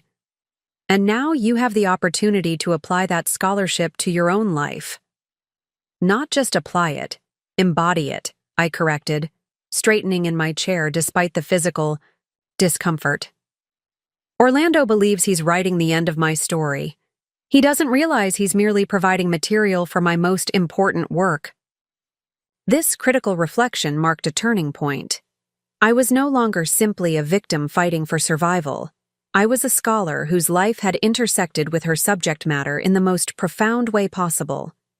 The patterns I had studied academically were now embedded in my lived experience, creating a unique perspective no other scholar in my field possessed. I'm going to write about this, I said with sudden certainty. Not just survive it, transform it. When I'm through, Orlando won't be the man who almost ended my story. He'll be a footnote in the book I write about reclaiming it. In that moment of clarity, the path forward emerged from the fog of betrayal and self-doubt. My reflection had revealed not just how I had been manipulated, but how that very experience connected me more deeply to the women whose stories I had spent my career illuminating. Orlando had tried to make me a character in his narrative. Instead, he had inadvertently given me the material to write my most authentic work. My critical reflection spawned a new strategy, one rooted not in defensive reaction, but in proactive reclamation. If Orlando was working to erase me while I was still breathing, Then I would ensure my presence became more indelible, not just in my medical recovery, but in every sphere he sought to remove me from. "We've been thinking about this wrong," I told my assembled team the following morning. Dr. Nicolette, Claudine, Lenny, and Joel gathered in the recovery apartment's living area, coffee cups in hand, still primarily focused on countering Orlando's immediate threats. "How so?" Lenny asked, momentarily looking up from the legal briefs he was preparing to counter my voluntary retirement from the university. "We're playing defense when we should be playing offense," I explained. "Orlando's strategy depends on my gradual erasure, from the university, from our home, from my professional identity. He's counting on my weakness, allowing him to systematically dismantle my life while I'm too focused on survival to notice or resist." "That's why we're here," Joel pointed out. "To prevent that erasure while you focus on recovery." "And I'm grateful," I acknowledged. "But protection isn't enough. We need to establish my presence more firmly than ever, in ways Orlando can't counter without exposing his true intentions." My new strategy was threefold, designed to secure not just my physical survival but my complete identity. First, we would document my medical improvement with independent experts, creating irrefutable evidence that directly contradicted Orlando's narrative of my decline. Dr. Rashid Khan would oversee this aspect, conducting comprehensive evaluations that would be notarized and filed with multiple authorities. Second, we would reassert my professional presence through remote engagement. My department chair, Sylvia, had already offered support. Now I would leverage that to conduct virtual guest lectures, participate in faculty meetings via video conference, and demonstrate my continued academic capability despite treatment. Third, and most crucially, we would begin gathering evidence for criminal charges against Orlando, moving beyond civil protections to build a case that would permanently remove his ability to threaten me. Instead of just blocking his access to my life, I explained, we make my continued existence so publicly established that any harm coming to me would immediately implicate him. We create a situation where my survival becomes his worst case scenario rather than his goal. Dr. Nicolette nodded slowly, understanding blooming in her expression. "This isn't just about protecting you anymore. It's about making your presence so documented, so publicly verified, that he can't continue his plan without raising immediate suspicion." Exactly. We flipped the script. Instead of me being isolated and him having all the social connection, we reverse that dynamic. We make me visible, to colleagues, to the university administration, to our social circle, while simultaneously restricting his ability to control the narrative. Lenny's legal mind quickly processed the strategic implications. This changes how we approach the university situation. Instead of just fighting the retirement, we request accommodations for remote work during treatment, demonstrating your capacity and commitment while creating documentation of your continued competence. Joel added the security dimension. And we expand surveillance at your home and office. If Orlando's trying to remove evidence of your existence, we document every item he touches, creating a record of systematic erasure that builds our criminal case. The energy in the room shifted palpably as my team transitioned from defensive protection to strategic counteroffensive. Orlando had been operating under the assumption that my isolation was his advantage.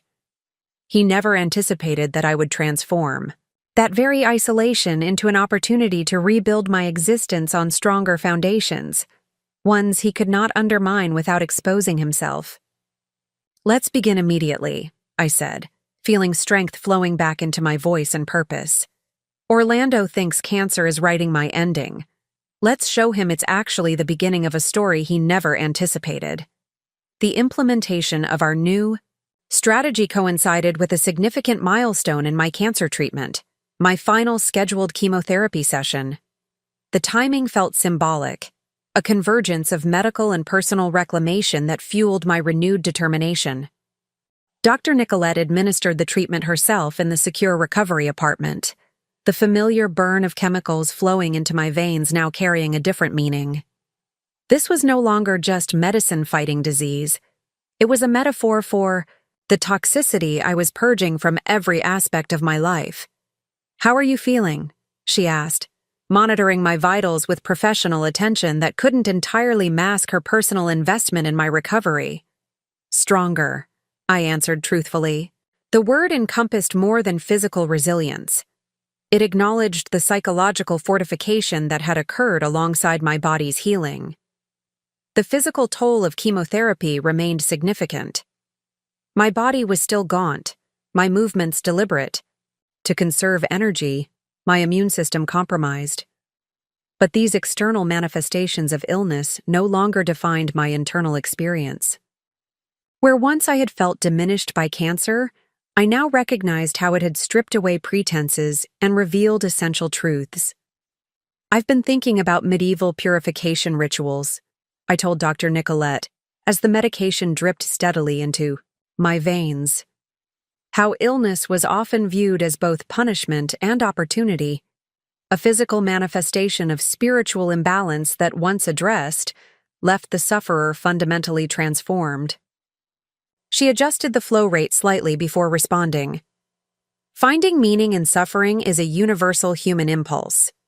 Though as a doctor, I'm more concerned with eliminating the suffering than interpreting it. The interpretation is what gives me strength," I explained. "If this is just random cellular mutation and Orlando's betrayal just bad luck in partner selection, then I'm merely a victim of unfortunate circumstances. But if I understand these experiences as revelatory, as painful but necessary illuminations, then I have agency even in suffering." This perspective wasn't just philosophical comfort, it was the foundation of my renewed determination. The cancer had revealed Orlando's true nature, had stripped away the comfortable illusions of my marriage, had forced me to confront limitations and vulnerabilities I had previously denied. These revelations, though painful, provided the clarity I needed to reclaim my narrative with unprecedented authenticity. My renewed determination manifested in practical actions that gathered momentum with each passing day. Through Sylvia's assistance, I recorded a brief video message for my department colleagues, explaining my temporary remote status while demonstrating my continued intellectual engagement. The response was immediate and overwhelming. Messages of support, offers of assistance, expressions of outrage at Orlando's attempts to push through my retirement. Lenny successfully filed emergency injunctions preventing any changes to my university employment status without court approval. The legal documentation explicitly cited concerns about coercion and misrepresentation, creating the first public record of potential misconduct by Orlando. Most significantly, I began writing. Again, not academic analysis, but personal testimony. Each day, I documented Orlando's actions, his deceptions, his strategies for erasure, creating a contemporaneous record that would serve both therapeutic and evidential purposes. This writing became a ritual of reclamation, each word a declaration, that my voice would not be silenced. "Your oncology markers are improving consistently," Dr. Nicolette informed me, reviewing my latest blood work results. "We'll need to confirm with imaging, but all indications suggest the treatment is working exactly as we hoped." The medical prognosis reinforced my psychological resolve. Cancer was retreating from my body, just as Orlando's influence was being systematically extracted from my life. Both treatments were rigorous, both caused significant discomfort, and both were ultimately necessary for genuine healing. My renewed determination wasn't merely about surviving either threat. It was about emerging transformed, not just recovering. What had been before diagnosis and betrayal, but creating something more authentic, more resilient, more truly mine than what Orlando had nearly destroyed. "I'm not just going to survive this," I told my team during our daily strategy session. "I'm going to transform it into something Orlando never anticipated, a complete reclamation of my narrative on terms he cannot control or manipulate." The Recor. Determination in my voice surprised even me. A strength that emanated not despite my physical weakness, but somehow because of it. Cancer and betrayal had stripped me down to essentials, burning away pretenses and accommodations that had allowed Orlando's manipulation to go undetected for so long. What remained was a core self, uncompromised and clear-eyed, with renewed determination to not just recover my life, but to redefine it entirely on my own terms. Events accelerated with breathtaking speed once our strategy shifted from defense to offense. What had been a careful chess match transformed into a multi-front campaign, with developments occurring simultaneously across medical, legal, professional, and personal battlegrounds. On the medical front, Dr. Rashid Khan's independent evaluation confirmed what Dr. Nicolette had been documenting. My cancer was responding remarkably well to treatment. The tumors had shrunk by nearly 60%, my blood markers showed significant improvement, and my overall prognosis had shifted from guarded to cautiously optimistic. This directly contradicts the narrative Orlando has been presenting. To your colleagues and friends, Dr. Khan observed, reviewing his findings with our core team. He's been describing imminent decline while your actual medical trajectory shows consistent improvement. This discrepancy became a powerful weapon. Dr. Khan's report, formally notarized and filed with the Hospital Ethics Committee, created an official record that Orlando's representations about my health were not just mistaken, but deliberately falsified. Simultaneously, Lenny's legal counteroffensive gained momentum. The emergency injunctions protecting my university position expanded to freeze all joint financial accounts, prevent any property transfers, and secure my intellectual property rights. Orlando suddenly found himself unable to access the resources he had been systematically appropriating. He's getting desperate, Joel reported during our morning briefing, reviewing security footage from our home. Yesterday, he spent nearly 4 hours searching your office, going through bookshelves, removing paintings from walls. Looking for the backup research materials he can't find, I surmised. The originals of contracts he's trying to alter. The surveillance cameras captured Orlando's increasing frustration as he discovered that key documents, original book contracts, research grant agreements, property deeds, were no longer where he expected them to be. Lenny had secured these materials weeks earlier, replacing them with subtly altered copies that would further undermine Orlando's credibility if he attempted to use them. On the professional front, my virtual presence at the university created its own acceleration. What began as a simple recorded message to my department expanded into remote participation in a doctoral dissertation defense, a guest lecture in my graduate seminar, and a scheduled appearance at the upcoming Faculty Senate meeting to discuss accommodations for professors undergoing medical treatment. Each appearance not only reinforced my continued professional capacity, but also created witnesses to my coherence, directly contradicting Orlando's claims about my cognitive decline.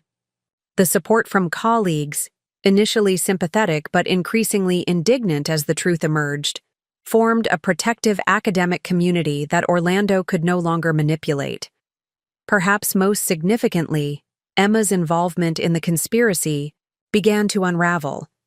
Audrey, her roommate, provided Claudine with recordings of several phone conversations between Emma and Orlando that revealed the extent of their planning. "We need to act faster," Emma urged in one particularly damning exchange. "The house needs to be cleared before she gets any ideas about coming back. The movers are booked for Tuesday." "Don't worry about Rosalie," Orlando's voice replied with chilling dismissiveness. "She's not coming back to this house. The doctors are talking about long-term care facilities at this point."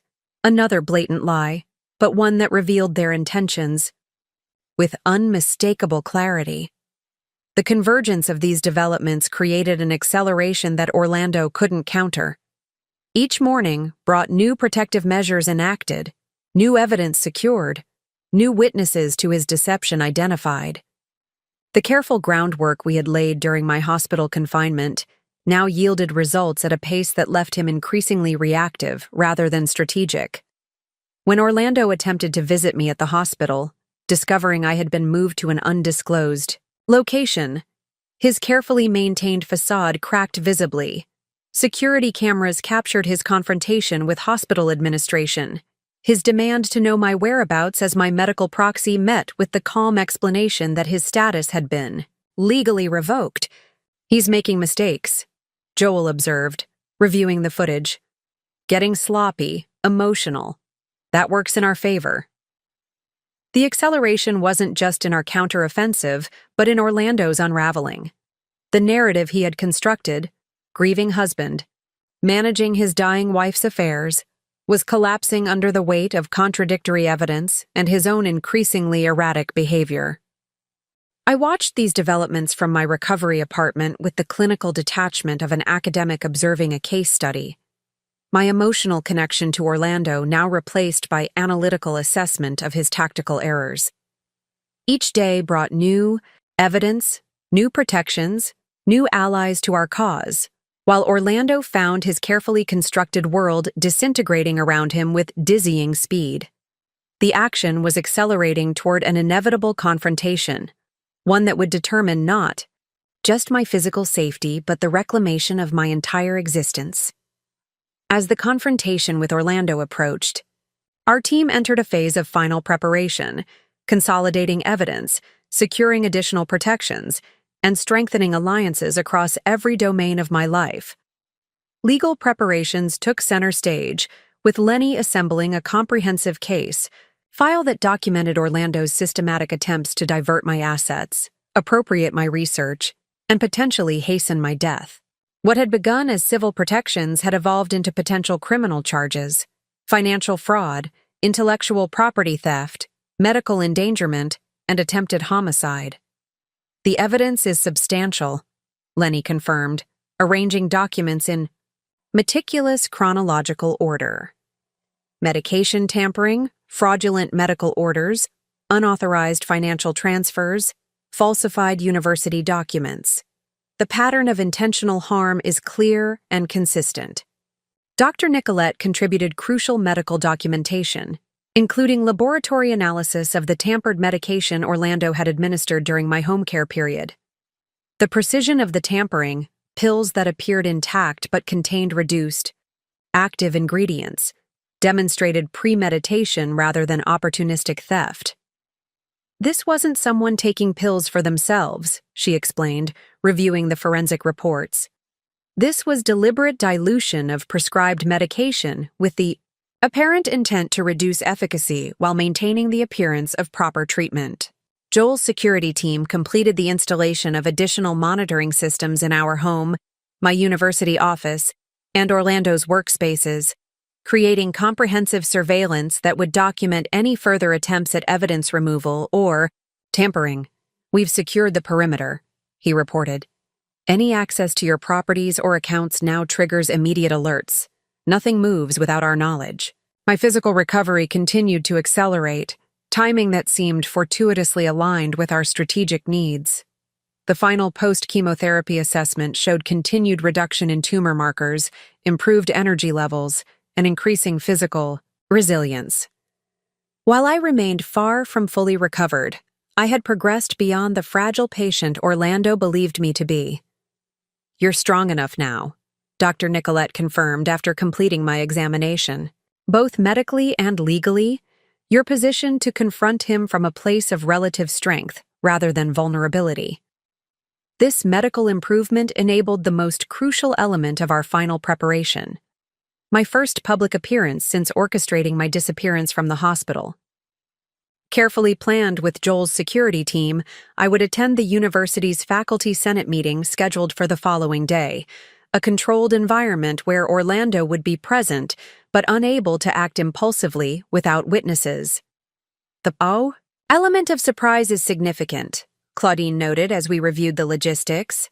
"He believes you're either still hospitalized or transferred to an undisclosed long-term care facility.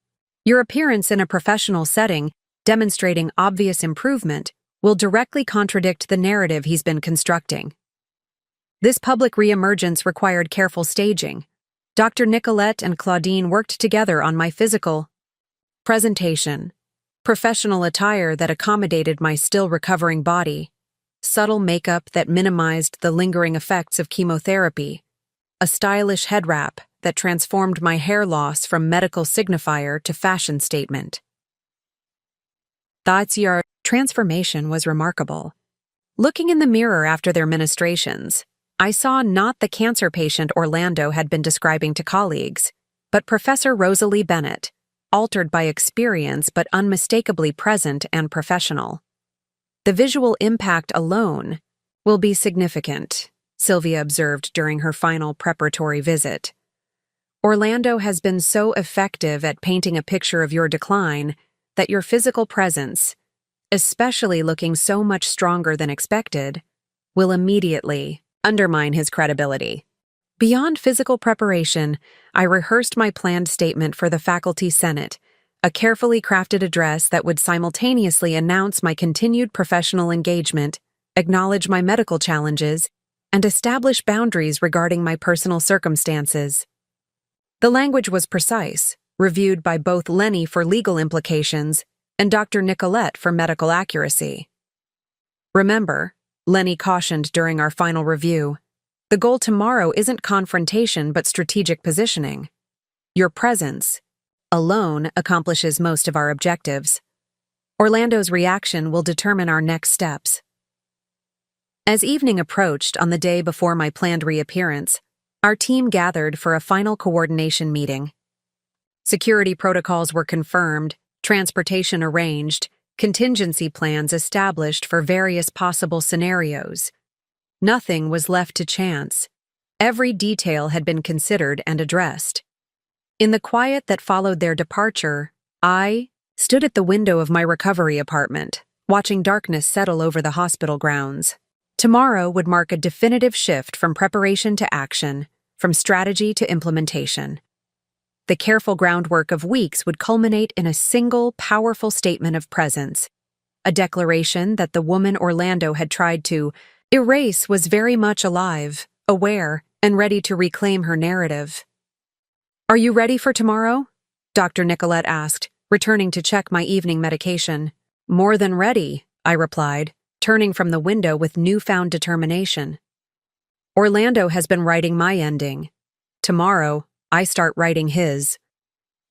The university's Harper Hall housed the monthly Faculty Senate meetings in its oak-paneled main chamber, a space designed to evoke academic gravitas with its high ceilings, portrait-lined walls, and horseshoe arrangement of tables that placed speakers at the focal point of collective attention.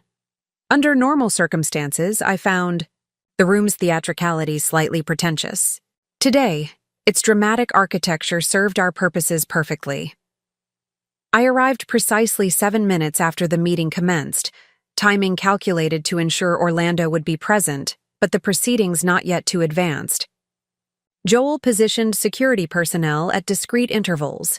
2 campus officers he had personally briefed, Claudine stationed as a medical attendant, and Lenny seated near the back, legal documents at the ready. Dr. Nicolette waited in a vehicle, outside, monitoring the situation via text updates from Claudine. Our team was positioned, our strategy set, our timing precise. Department Chair. Sylvia Mitchell had just finished administrative announcements when I entered through the chamber's main doors. The effect was immediate and electric. Conversations halted mid-sentence, heads turned in unified surprise, and a wave of murmurs rippled through the assembled faculty. Orlando sat near the front, his back to the entrance, engaged in conversation, with Emma, who had apparently accompanied him as his research assistant. It was Sylvia's sudden silence that alerted him, causing him to turn just as I took my first steps into the chamber. The transformation that overtook his expression in those few seconds contained everything we had anticipated.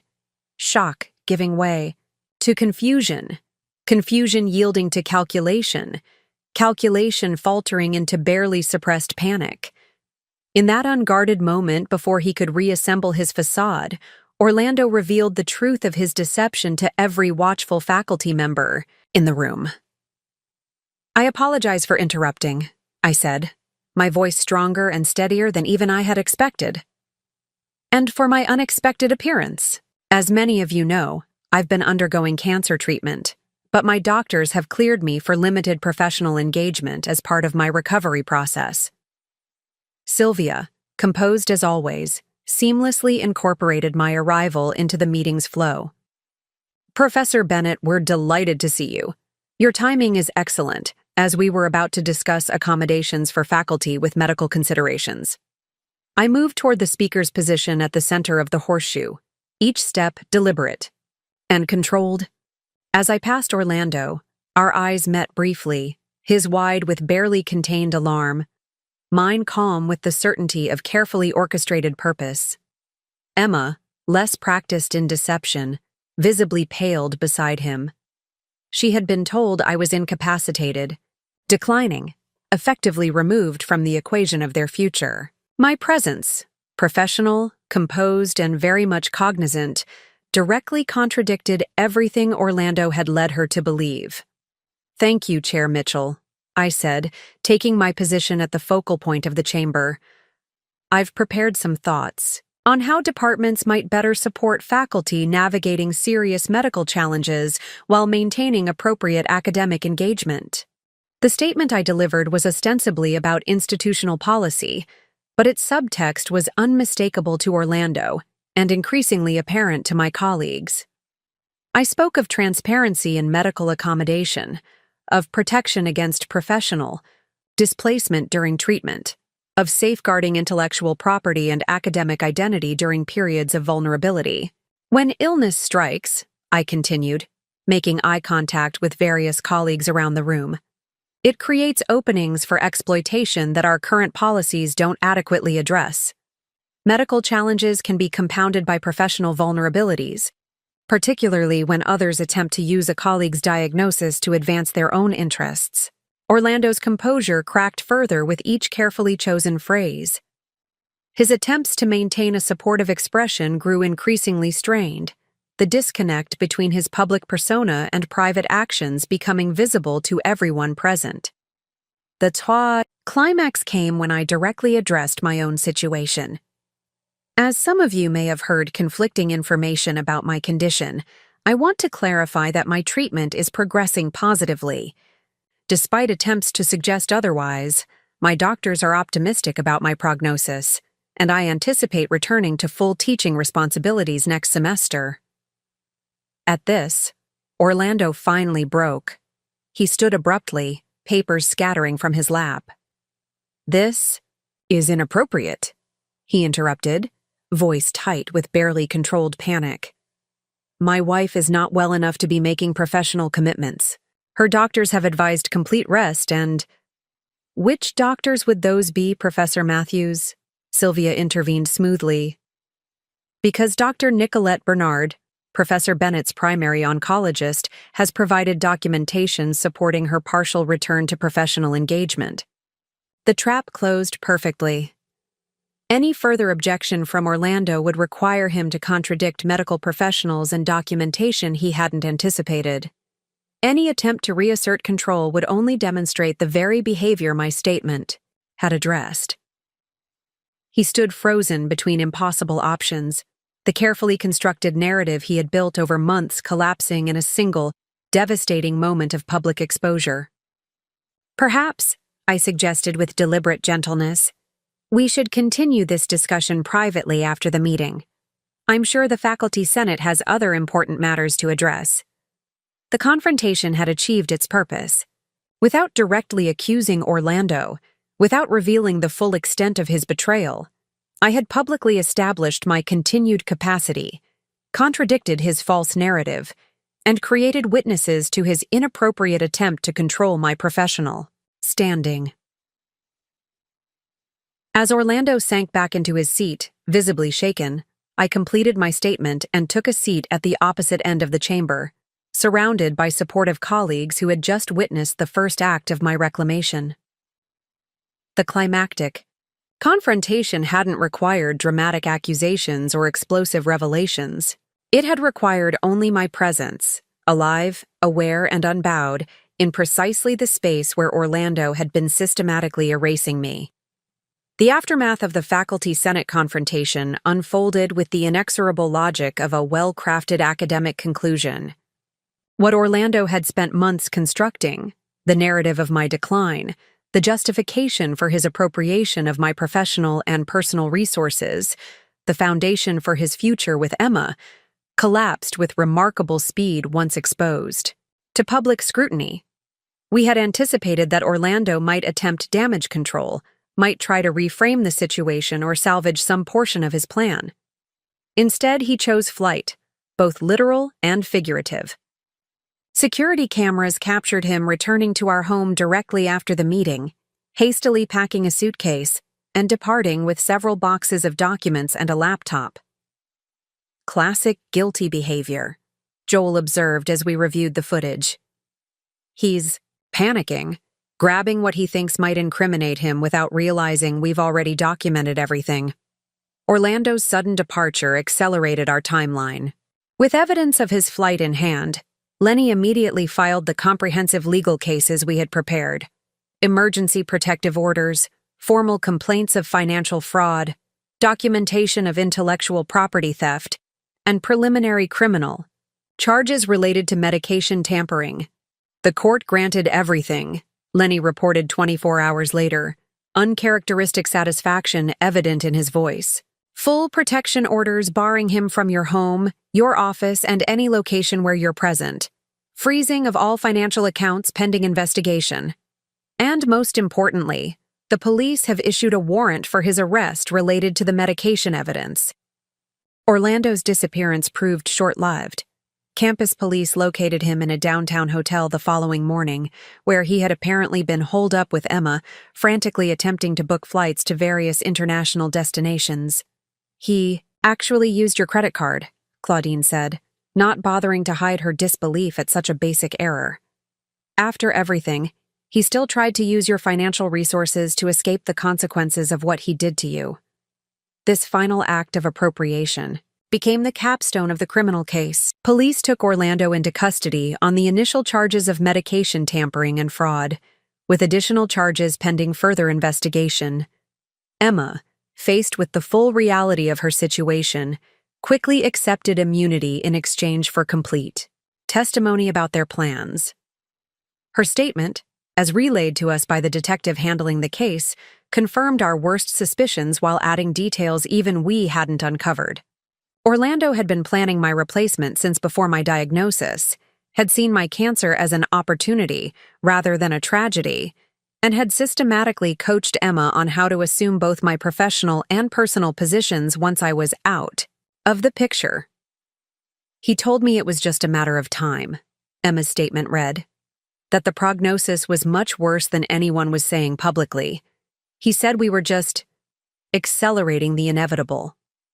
My return to our home occurred 3 days after Orlando's arrest, an experience both surreal and cathartic.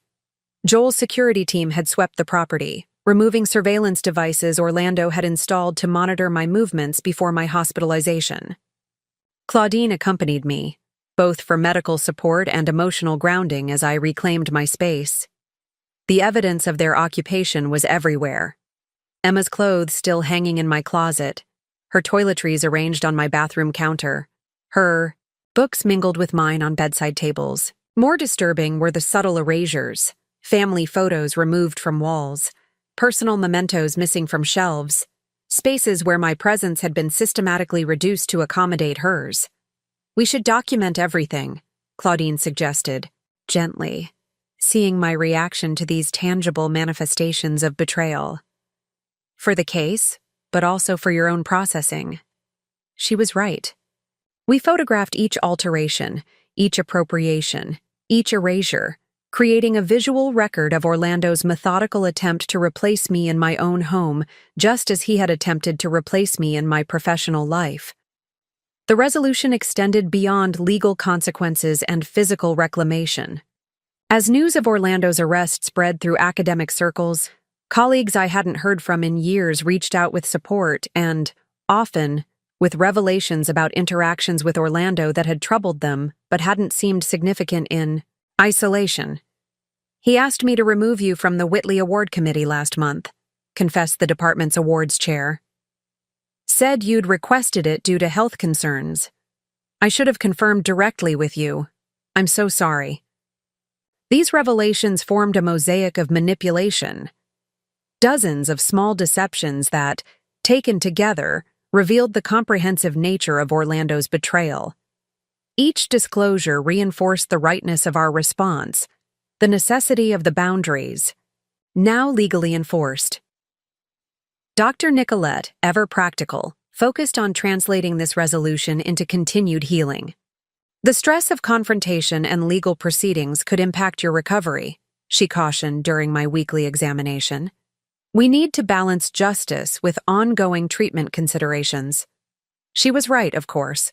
The resolution of Orlando's betrayal marked not an ending but a transition, from crisis response to sustained recovery, from reactive protection to proactive reconstruction. My body still required healing. My professional standing still needed reinforcement. My home still needed reclamation from the shadows of betrayal that lingered in its corners. But the fundamental threat had been neutralized. Orlando was facing criminal charges that would likely result in significant prison time. Emma had retreated completely, accepting academic probation and transferring to another university. My financial resources and intellectual property had been secured against further appropriation. Most importantly, the narrative Orlando had so carefully constructed of my decline, erasure, and replacement had been decisively overwritten by the truth. The resolution wasn't just legal or practical, it was existential, a reclaiming of authorship over my own story. 6 months after Orlando's arrest, I stood at the podium in Westlake University's largest lecture hall, preparing to deliver the opening address for a symposium I had organized. Vulnerability and Voice, Power Dynamics in Medical and Academic Contexts.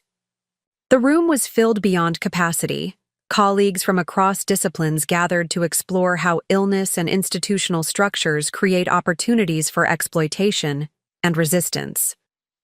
My body still bore the markers of my battle with cancer, a certain gauntness in my cheeks, a carefully tied scarf concealing hair still growing back in uneven patterns.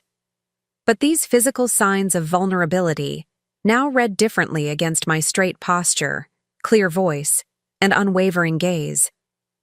What Orlando had tried to frame as weakness had become visible strength, earned through survival of both disease and betrayal. Transformation, I began, is rarely voluntary. Often it arrives through crisis, illness, loss, betrayal, forcing us to reconstruct ourselves from fragments of what we thought we knew. The question isn't whether we will be transformed by crisis, but how we will incorporate that transformation into our understanding of ourselves. In the 6 months since the climactic confrontation in the faculty senate, my transformation had manifested across every dimension of my existence. Medically, my cancer had responded completely to treatment, with my most recent scans showing no detectable disease, a remission Dr. Nicolette described as remarkably robust. While ongoing monitoring would remain part of my life, I had transitioned from patient to survivor. Professionally, my experience had catalyzed a new direction in my research.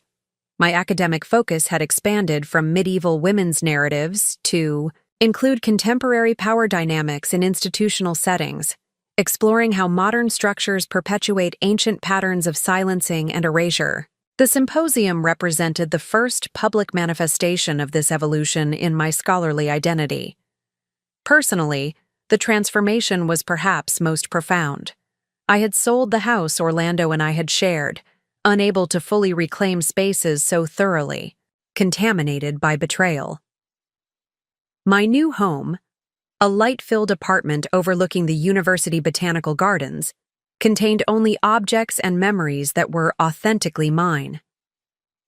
Dr. Nicolette, Claudine, Joel, and Lenny remained part of my life, their roles evolving from protectors to friends as the crisis that had united us receded. True transformation, I continued in my address, requires not just surviving crisis but integrating it. recognizing how our wounds become apertures through which new understanding enters, how our broken places become sources of unique insight, unavailable to those with uninterrupted lives.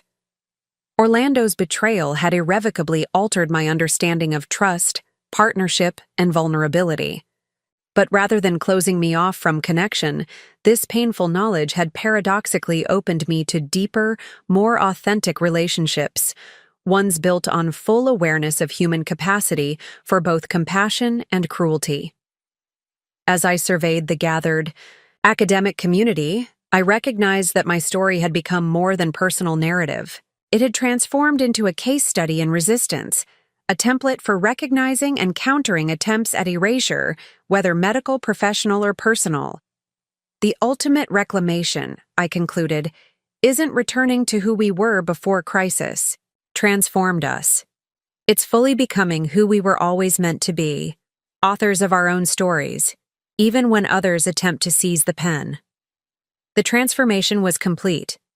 Not because cancer and betrayal were forgotten, but because they had been incorporated, transformed from weapons of destruction into tools for reconstruction.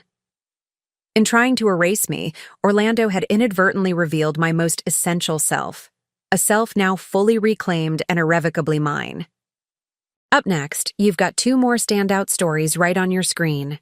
If this one hit the mark, you won't want to pass these up. Just click and check them out. And don't forget to subscribe and turn on the notification bell so you don't miss any upload from us.